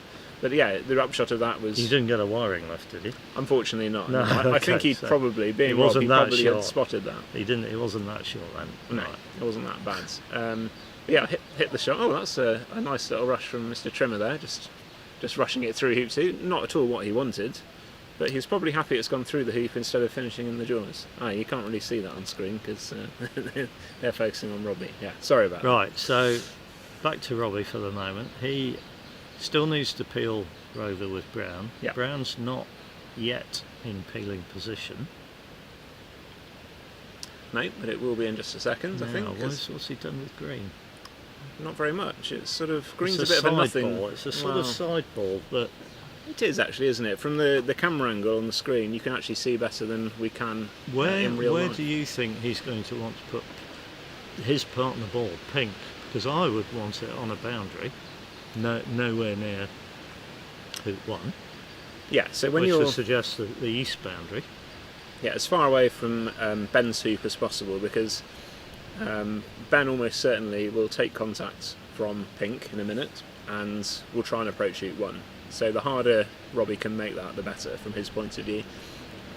So against me, Rob Fulford managed to leave his partner ball almost in the jaws of 3-back, and it was pretty much impossible for me to take contact and approach hoop 1. So that was quite good.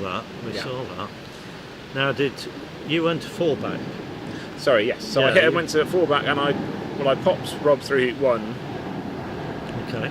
to make his sextuple harder should he get back in, and to make his TPO a little bit harder. And I wanted to pop him through hoop 2, but played a poor shot that knocked him out of hoop 2 instead of through it, basically, Right. and then had a rubbish lead. Here comes Robbie's peel attempt. Yeah, well, this is going to be fine. He'll play this as an Irish peel, so White will end up in the jaws or just 3. That's perfect. Now, he wants to roquet Pink next, doesn't he? I think. I would think so. So he's going to play to get a rush to wherever he's 'Cause decided he wants Pink to end up. Right, that's the peel. Very You can good. see he didn't hit that. Well, he didn't hit that very straight, did he? Because you saw No, on the but he- replay there that it did hit the far wire. Where but- is this rush going? Oh, he's just. Well, I think he wants to get this off the east boundary, surely. I think that's what he's looking at. I think a standard position you can try and find In is which case, he's hit the hoop shot too hard. he has slightly, which is disappointing from the jaws, I think you would say. Yeah. But he does seem to have struggled a little bit with the pace of some shots, doesn't he? Which may again be the wind taking effect. Yeah, he's It's certainly not been faultless. We've counted 3 errors so far.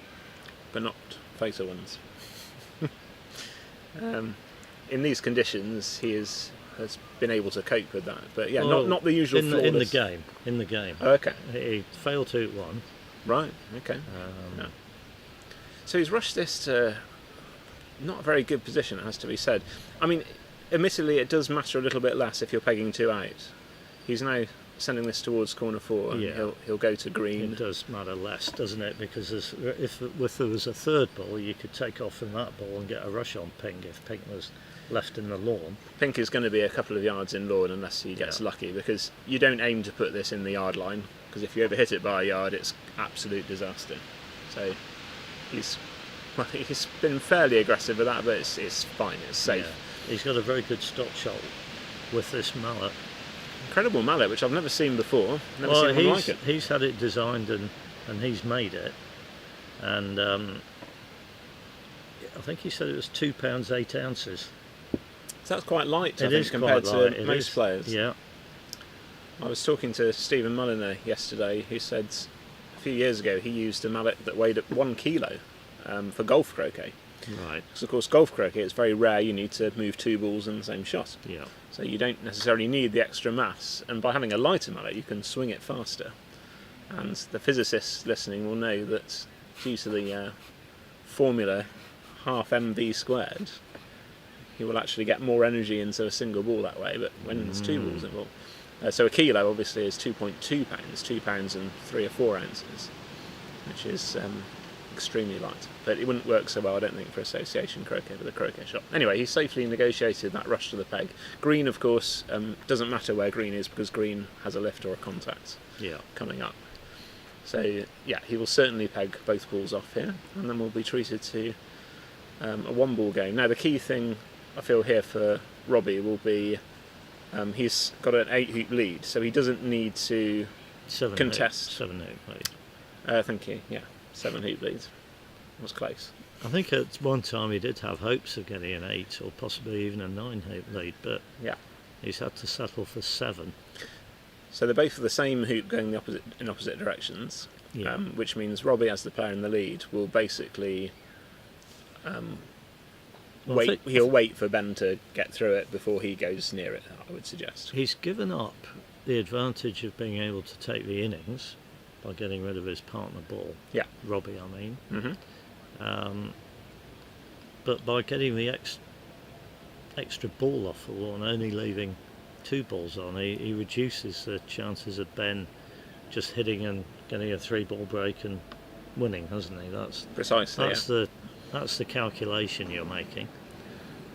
And at this level, it's not uncommon, especially in these conditions, which are fairly benign and quite easy. Quite often, with 3 balls on the lawn, a player will finish this turn. But if there was a 3rd ball on the lawn from here, Ben would probably be about 50-50 to finish. With 2 balls on the lawn, a very, very much lower percentage to finish this turn. On the other hand, of course, it's harder for Robbie to finish also. So it'll be a more interesting battle, I would suggest. Certainly something different. So Ben has taken his contact from Pink, and he's immediately going to try and roll over to hoop 1. Yeah, and not just roll over to hoop 1. He's definitely putting. Well, I say definitely. He looks as though he's putting Pink somewhere no more than peg high. I think between that's what 1 and 2. Yeah, I think that's certainly a reasonable thing to do. Well, The alternative would be, and perhaps one I might be more tempted by, would be to put Pink all the way up to hoop 2 and beyond. well, there's a certain amount of. You see, what does he do now? He can't. If he takes position, Robbie will have an open shot from 10 yards. Well, maybe he's inclined to leave that as a tempter, because of course if Robbie were to miss, he stands to lose more than Ben does. Well, Ben's going for the hoop anyway. I mean, this is. You see, I would have been tempted to put Pink much, much further north. Yeah, I agree, and I wouldn't be going for this hoop myself. I think it's too low percentage, even with the hoops being quite So what do easy. you do? I would take position. I would say, and Robbie wouldn't. That's a great Well, great that's a hoop. very good hoop. That's We extraordinary. will see a replay of that. Yes, please. Yeah, and that is one of Ben's great strengths, I think, is that kind of hoop shot. So, Yep. Okay, so he's got a 7 yarder, yeah, roughly, at Pink. and then another difficult approach shot coming up if he hits it.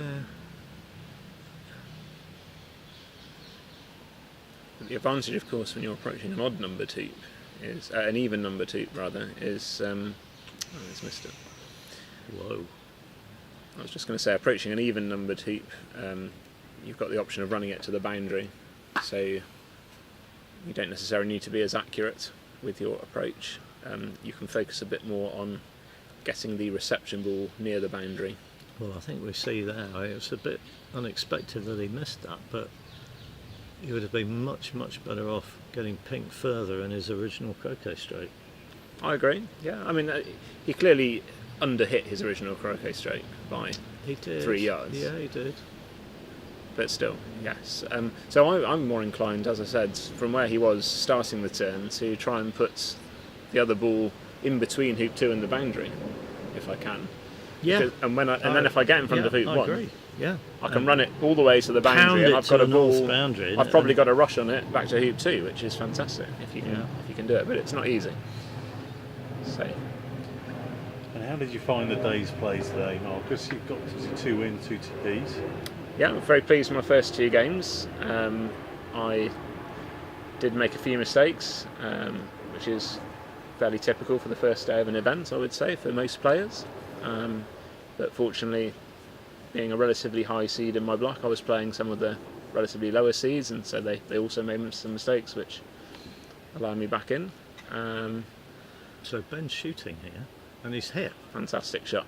Yeah. I think when you are... That was an interesting choice, It was. because if he'd missed, Robbie would have had a 6-yarder.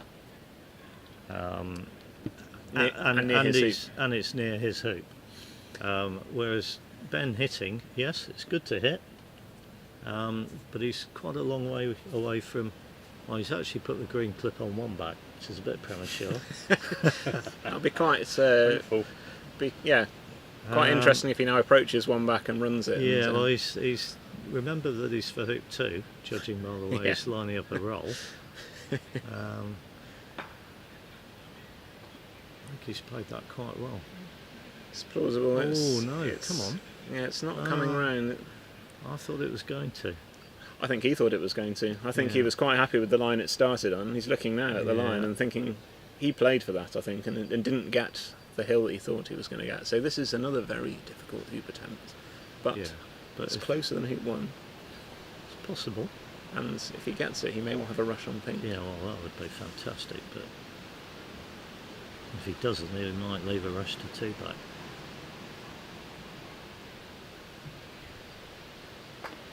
Oh, it's a super fantastic. shot. I was just about to say, what I found with these hoops, which are so-called super hoops...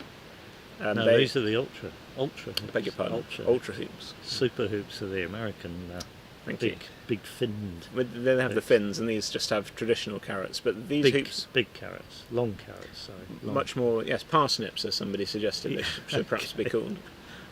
Or is that the square ones? I don't know. Anyway, they're much more massive than a standard hoop. In other words, they weigh more, which in theory means they are more resistant to poor hoop strokes. Well, what I've found is with a hoop shot like Ben played, he didn't actually play that very hard. He stroked it quite gently, and that's the way to run these hoops from an angle. If you hit it hard trying to make the hoop move, which is what a standard hoop will do in soft grounds, they don't move as much. So you won't get as much benefit. But if you do what he did, what Ben did just there, that was a superb example. Well, it's what we were saying earlier. If the ball's rolling, it's got more chance, hasn't it? Absolutely. Rather than sliding. So that's not a bad shot there. He'll be... Has he got position? Yes, he has. Well, it'll be the easiest of the hoops he's run so far if he gets it, by a long way. But I'd say he's not put pink far enough. I agree. I would put pink further. Simply because you're not going to approach to a foot in front so you can run it with control. There's a good chance you just smooth this through, even with a medium pace stroke, and it's going to go south of pink. It'll be too far and then have another difficult shot to play. Yeah. But of course it does demonstrate how difficult a 2-ball break really is. Another great shot. Okay, he's made me look silly again. No, because you're still right that pink isn't far enough, as you can see from the angle. Yeah, sure. He hasn't got a straight rush. He hasn't got a straight rush. So if he'd sent pink where he intended, it would have been 2 yards to the east of where it is now. But he'll be... Yeah. Yeah. He's hit it straight. Oh, he's hit it straight. But still... He'll be doing another roll, though. Absolutely. Again, an even number 2 he's now approaching, so he'll aim to put pink quite near the boundary. And this is eating into Robbie's lead. Already, he'll already be fairly happy with how this turn is going. So we're now 4 versus 2 back. I mean, he could in principle finish in this turn, couldn't he? He certainly is capable of it. He's not looking like he's got the control to do that at the moment. But 2-ball breaks are much less about control. Yeah. I mean, yes, you can play a controlled 2-ball break, but it's very, very difficult, even in easier conditions. But we're approaching the region where, doing 5 after 4 and 6 after 5 and 1 back after 6 is a lot easier than the outer hoops. It is, because on their own, if he makes this hoop, and it's very interesting, we're actually directly behind the line where we're sitting in the commentary position, not on the camera, but... And he's just got through. Has he? Only just. The joys of topspin. Yeah. Yeah, that wasn't a particularly central... He had plenty of the hoop on that one, didn't he? Did, but plenty of the far wire, crucially, which just about got it through. Anyway, even though he only ran it by a much smaller amount than he thought, he's still got a sort of rush towards hoop 5. Not perfect, but... Now, you see, again here, I'd be sending pink most, if not all, of the way down to 6. I agree. Certainly north of the peg. And reason being... He's looking like he's coming up with a sort of half rolly thing. Yeah. Well, quite a rolly thing, actually. So I don't think Pink's getting to the peg. You're absolutely right. In fact, he's got nowhere near. But he's got a... I know he's gone on a bit. He's got a bit more control on green than he had up... Although, looking at the camera angle, it's still a good 3-yard hoop, isn't it? But it's a lot straighter than any of the others he's had so far, so he'll be... I'm going to say it's 2 yards, maybe 7 feet. But anyway, it's one that I wouldn't want to just stroke through the perfect weight. Now, right, for the first time, he has been caught out. Now imagine if pink was down at 6. Yeah, completely agree. He's looking at whether green can even see pink. The peg could well be. I don't think it can. I don't think. I mean, he's going to have to run 6. That's the good thing. That's the good news. And of course, now he's caught so far up. If he runs hoop 6, he'll only be 1 hoop behind Robbie Fletcher. Well, he gets hoop 6 and potentially position at 1 back. Well, that's what I would do. I wouldn't even be looking at pink after hoop 6, No. even if I could see it. So, and that was the one. No. But it's a good turn. He's caught a long way up. It's potentially a wiring left for pink, although Yes. Difficult to tell, and we won't have a camera angle that will show us that. First thing Robbie's we're looking at getting a is... replay on the hoop strike though. Seemed to hit that a bit harder than... He did, yeah, there's probably no need to hit it maybe. that hard, but easy to say when you're watching. So the first thing Robbie was looking at was whether green can actually run the hoop. The angle he was stalking the green, I suspect green can run the hoop, but possibly not all the way to the boundary. So he's looking like... So he's now looking at pink shooting at green as it is. So if he does, I think we can safely assume that he thinks green will not run the hoop to the boundary. No, he's perhaps not happy with that. So what he's concerned about here is if he must be able to see green then, because otherwise you'd take the lift to 8 ball, wouldn't you? Trundle up to 2 back. Yes, I would, but it's very easy to forget the wiring lift in this situation. It's Do you think particularly, so? yeah, it's completely. I don't know if you're watching the Mac, Keith, but Jamie Birch. Well, he didn't forget a wiring lift. Jamie Birch forgot an wiring advance lift. lift. Oh, that's what I was going to say. But the reason I mention it is because Robbie knows he is not going to get any advance lifts from Ben, which is because of the rule that when you peg a ball out, you don't get any advance lifts. That's right. That's true. So he may have subconsciously or consciously in his mind converted that to I don't get any lifts. You know what I mean? I do know. So I think it is plausible that he didn't consider he might have a wiring lift. And he's not got position in front of 2 back. No, and if Ben now gets position in front of 1 back, we're in a very interesting hard, That's looks too hard. hard. That's too hard. That's too hard. It's much too hard. I Okay, don't think... but it's not a disaster. It's not, because Robbie's still not in front of 2 back. Being 1 or 2 hoops behind at this stage is fine. Agreed. Robbie's still going to concede the 4 back lift. Exactly. And So that's... he can't just make 4 back and trundle in front of Penal. Well, you can. Sometimes you can, haven't got a better option. Sometimes. We shall see. Well, number 1, he has to make sure he runs this out. Yeah. Which he has. My word. Which he has. He's not touched any wire, and it's gone 2 feet off the line. Are you sure it didn't touch the wire? It must have done. No, I think that went straight through. It'd be interesting if we do get a replay of that, but I think that went straight through without touching anything. Well, anyway. Doesn't matter. It's just interesting. So, okay. Chances are he won't get a perfect position at 3 back. No, but he'll certainly try to. And of course, he's a very good golf croquet player, so he'll be very used to this shot. Well, he's played that pretty well, but it is a bit short. Yeah, definitely runnable though. Now, I'm backing Ben to run this and get position at 2 back. What do you count as getting position, Keith? Well, in 2 strokes. Not one. I see. Not I thought you one. meant run it and immediately finish in position for 2 back. I mean, obviously that is possible, but I think that would be unlikely. I agree, it's a less than 10% chance of that happening, but Ben will think he can do it for sure. Well, what if you get one of these? Well, it's too far away to go for you. He's looking. Well, what if you go? Well, He's had a quick look at shooting at pink, which would be. That was toying with us. This is position, yeah. isn't it? Oh yeah. From there, definitely. If you're 4 yards away and straight, you sort of start to wonder. If I go for this, that's fine. That's fine. Yeah. In fact, if anything, it came to the hills a bit to the west. It did, yeah. Right. So I would say that's position at 2 back. So Robbie is taking this on. Yeah. Well, he's thinking about it. I think he's right to think about it. He's lined it up to see how he feels, and he's not too sure.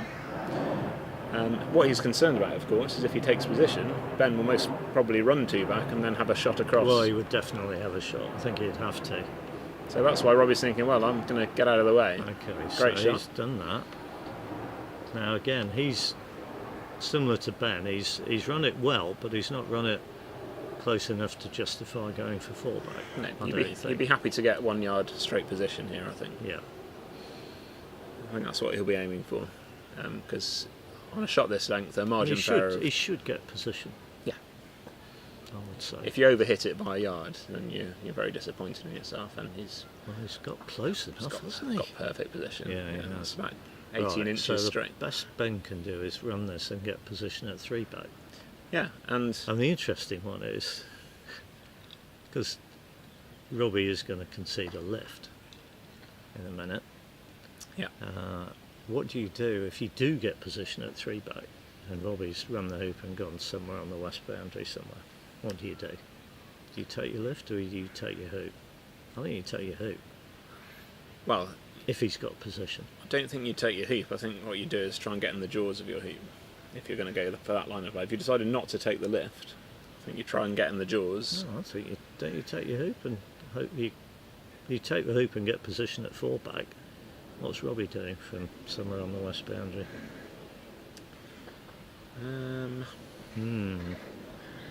That's a good question. Yeah, can't really go to Penol. Well, this is sort of feeds back to why I was questioning earlier. I think we might be saying- looking at an impasse in a few minutes, but we'll see. They're I not- think that's position at 3-back. These aren't the type of players to have an impact, Keith. No, I think they are. No. No? No chance. Not no chance, but An impasse is where the players sort of mutually decide that they're not trying to get position of their hoop. Yep. And have actually almost got to a point where they're just fiddling about doing nothing. If neither one is making any progress. Yeah. Exactly. Well, that will certainly be great to see if it happens, but I get the feeling one of them will be the aggressor. And it's very interesting as well, these types of matchups. So we have here the number 1 and the number 2 in the block, I believe. Or possibly the number 1 and number 3. Yeah, I don't think Ben's number 2. He was very close to being number 2. I think he was the top number 3, I believe. Yeah. Yeah. So, Statistician Rich says number 3. thank you. Mr. Giroux splitting the two apart. Right. Right, so Robbie has run 4-back and he is going to the west boundary. So I am always tempted Maximum length to- position? I'm tempted to always go in front of Pinot here because, as we just discussed, if he just runs away, Ben can get a bit closer to 3-back because Robbie's not threatening anything on the west boundary, Right. and he can play as many shots as he likes, getting a perfect position in front of 3-back until he Okay. thinks he might be able to Yeah, run 3-back yeah, just yeah. straight in front of 4-back. Yeah. And then yes, the impasse you mentioned could certainly come into play. So Robbie's gone to near corner 2, Right. just a few inches south. So yeah, I like your play here. I like Because improving your position. okay, Ben will As run long this as you're in. not so ham-fisted that you end up not getting position. That's bad. But you yes. can just creep up to the hoop, can't you? So Ben at the moment is about 3 yards south of the hoop, and of course he can run it. He's proved that already, but he doesn't need to. No, in because fact, I would say you shouldn't even try. definitely not. Because as you say, if you end up on the wire, that's disastrous. So he'll probably halve the distance. He'll probably try and halve the distance every shot. It'll be a bit like Zeno's paradox on a croquet lawn, wouldn't it?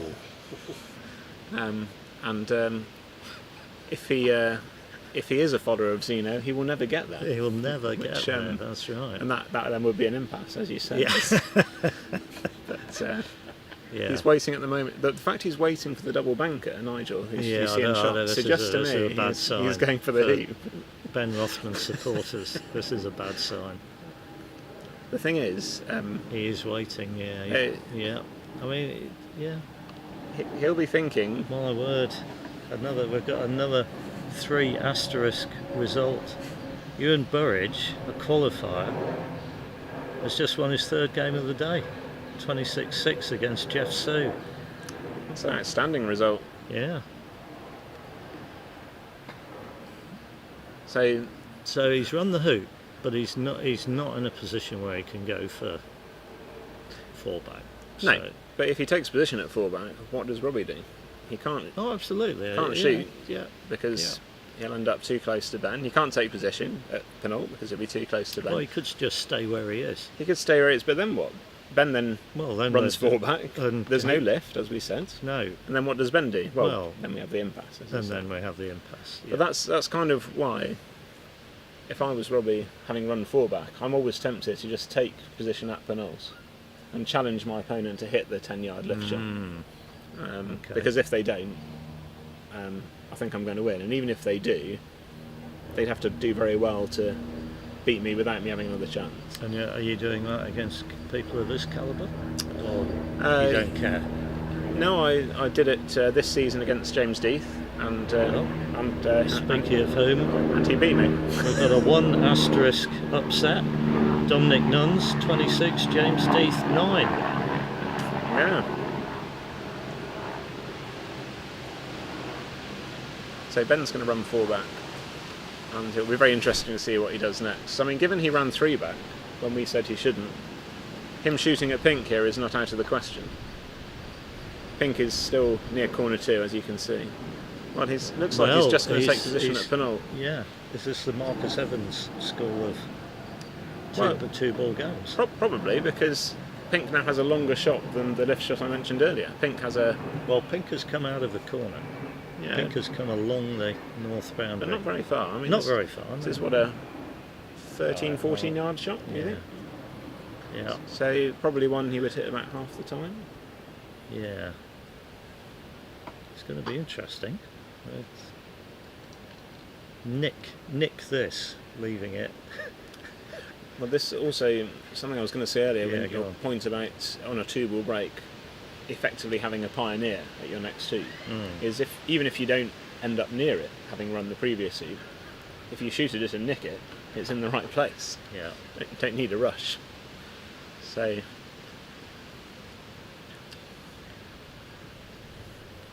possibly the most entertaining outcome will be if he nicks it into the jaws of penult. Be quite nice, wouldn't it? Well, yeah. But I would expect him to finish. I think if all he did that would actually do is make the score one point closer. He would to finish be from fair. there. Yeah.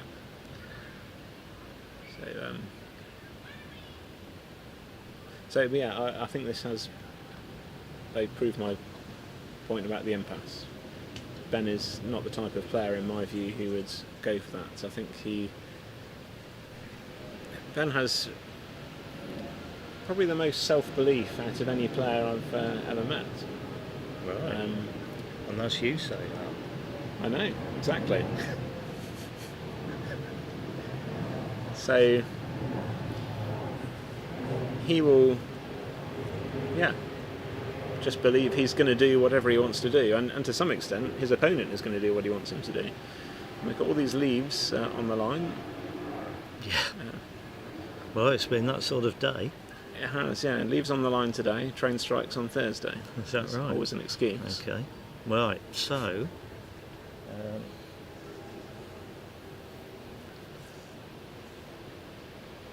What are we expecting here? Centre balling this to the east boundary?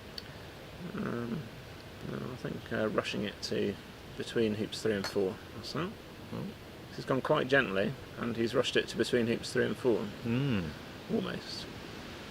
So he deliberately went more gently than he might normally Yeah, shoot that wasn't there. a full-paced shot, was Which it? you can do on these lawns because they are fairly flat. Yeah. Not completely, but they're pretty good for shooting gently across. So good shot. And now he'll be just playing a thick takeoff here to obviously try and get in front of penult. And if he gets in front of penult, you'd expect him to finish, wouldn't you? Yes. Whatever happens. Yeah, you would. Moving some leaves again. So, with the benefit of hindsight, was Green going there the right thing to do? Well, obviously not with the benefits of hindsight, but It's you don't have that an option, do you? It's an interesting one. it is. So the impasse, just to explain, might be worth explaining to anyone who's not sure how that might have played out. If you had got an impasse, so for example, if Ben had run 4 back and then decided to go to corner 3, and Robbie's in corner 2. Or basically, 2 yards west of corner 3, and Robbie was 2 yards east of corner 2, and then they creep a couple of inches towards each other, and they sort of stop creeping towards each other, and Yeah. Neither of them wants to take a shot.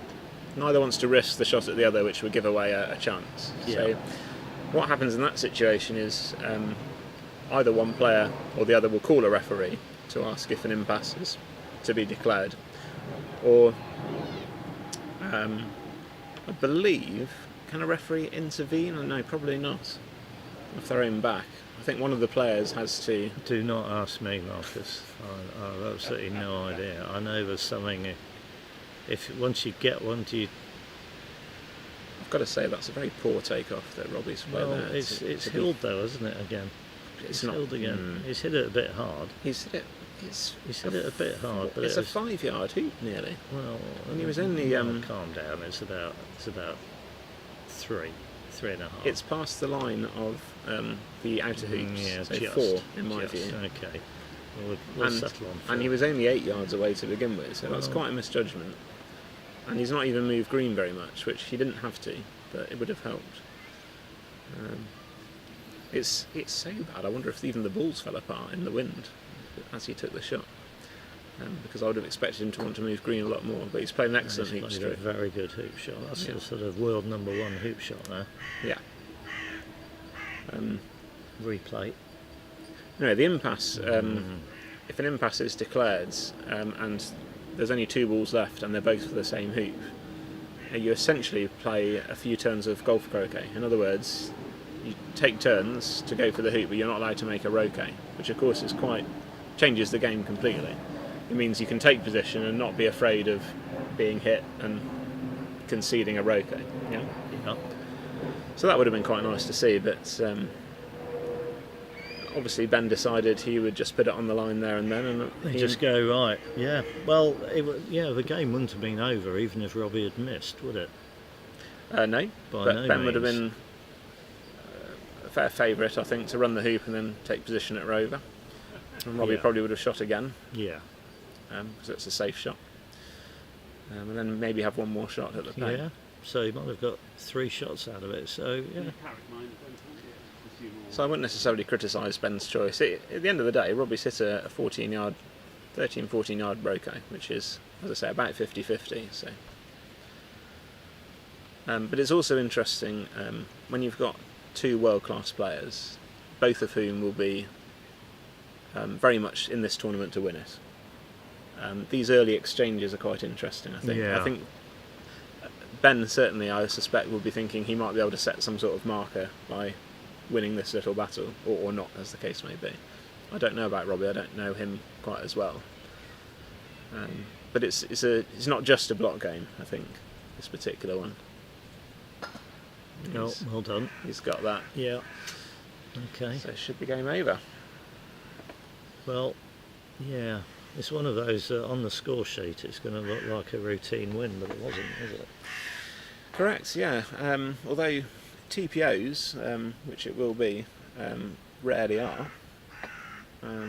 Whether you peg 2 out or 1.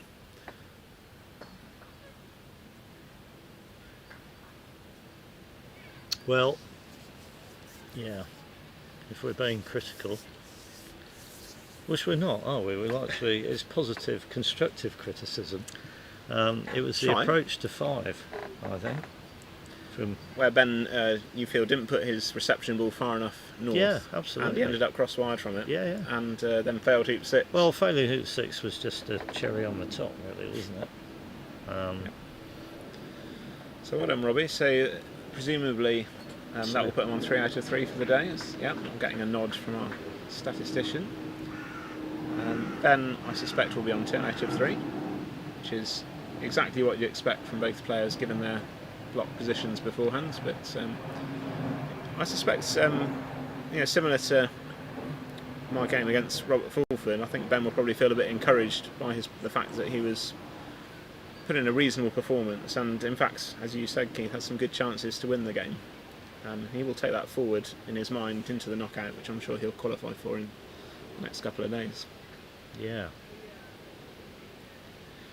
One other mild upset, Rick Harding beat Joel Taylor 26-0. So a big thumbs up for my Welsh compatriot.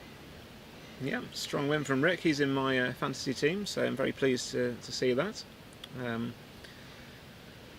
I just thought, I don't know how much longer we'll continue for this evening, but I think we may be about to wrap it up for the day, in fact.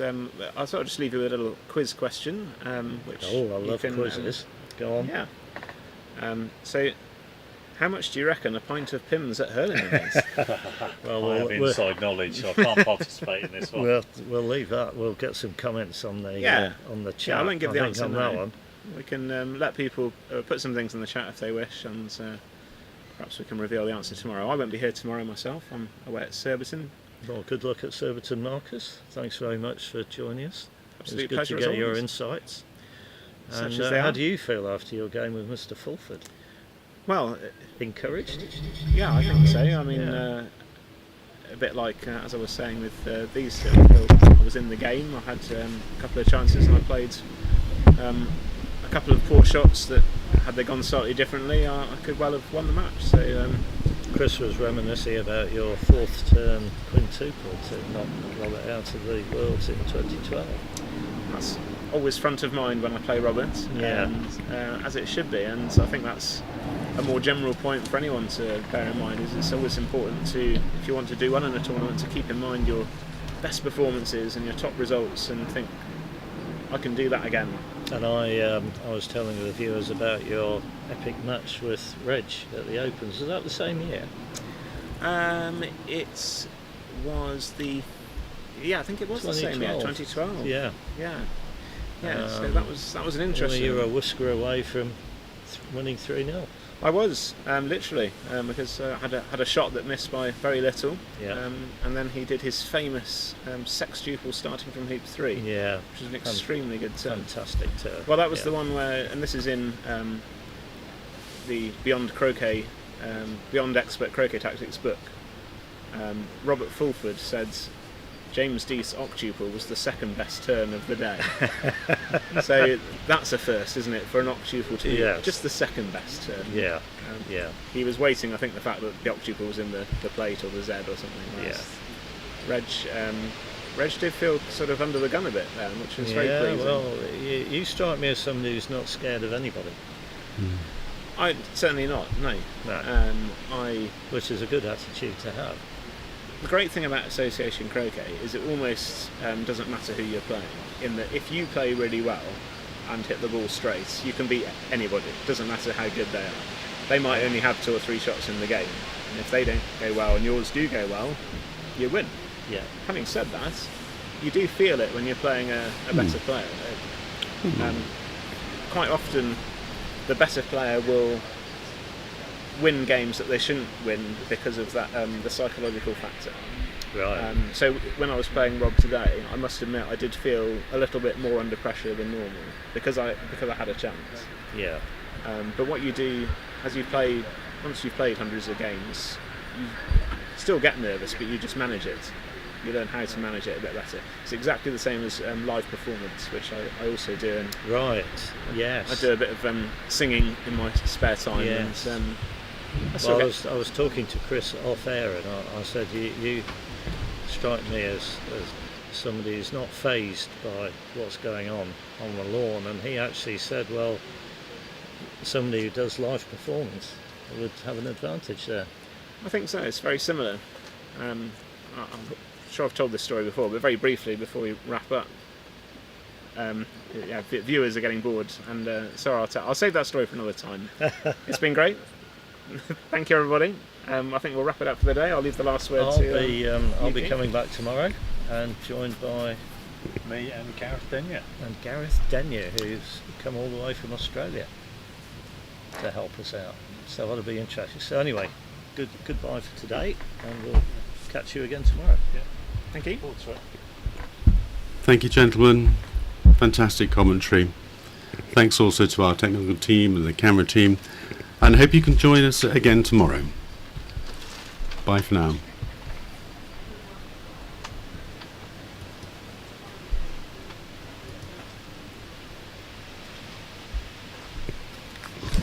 It's a wrap, boys.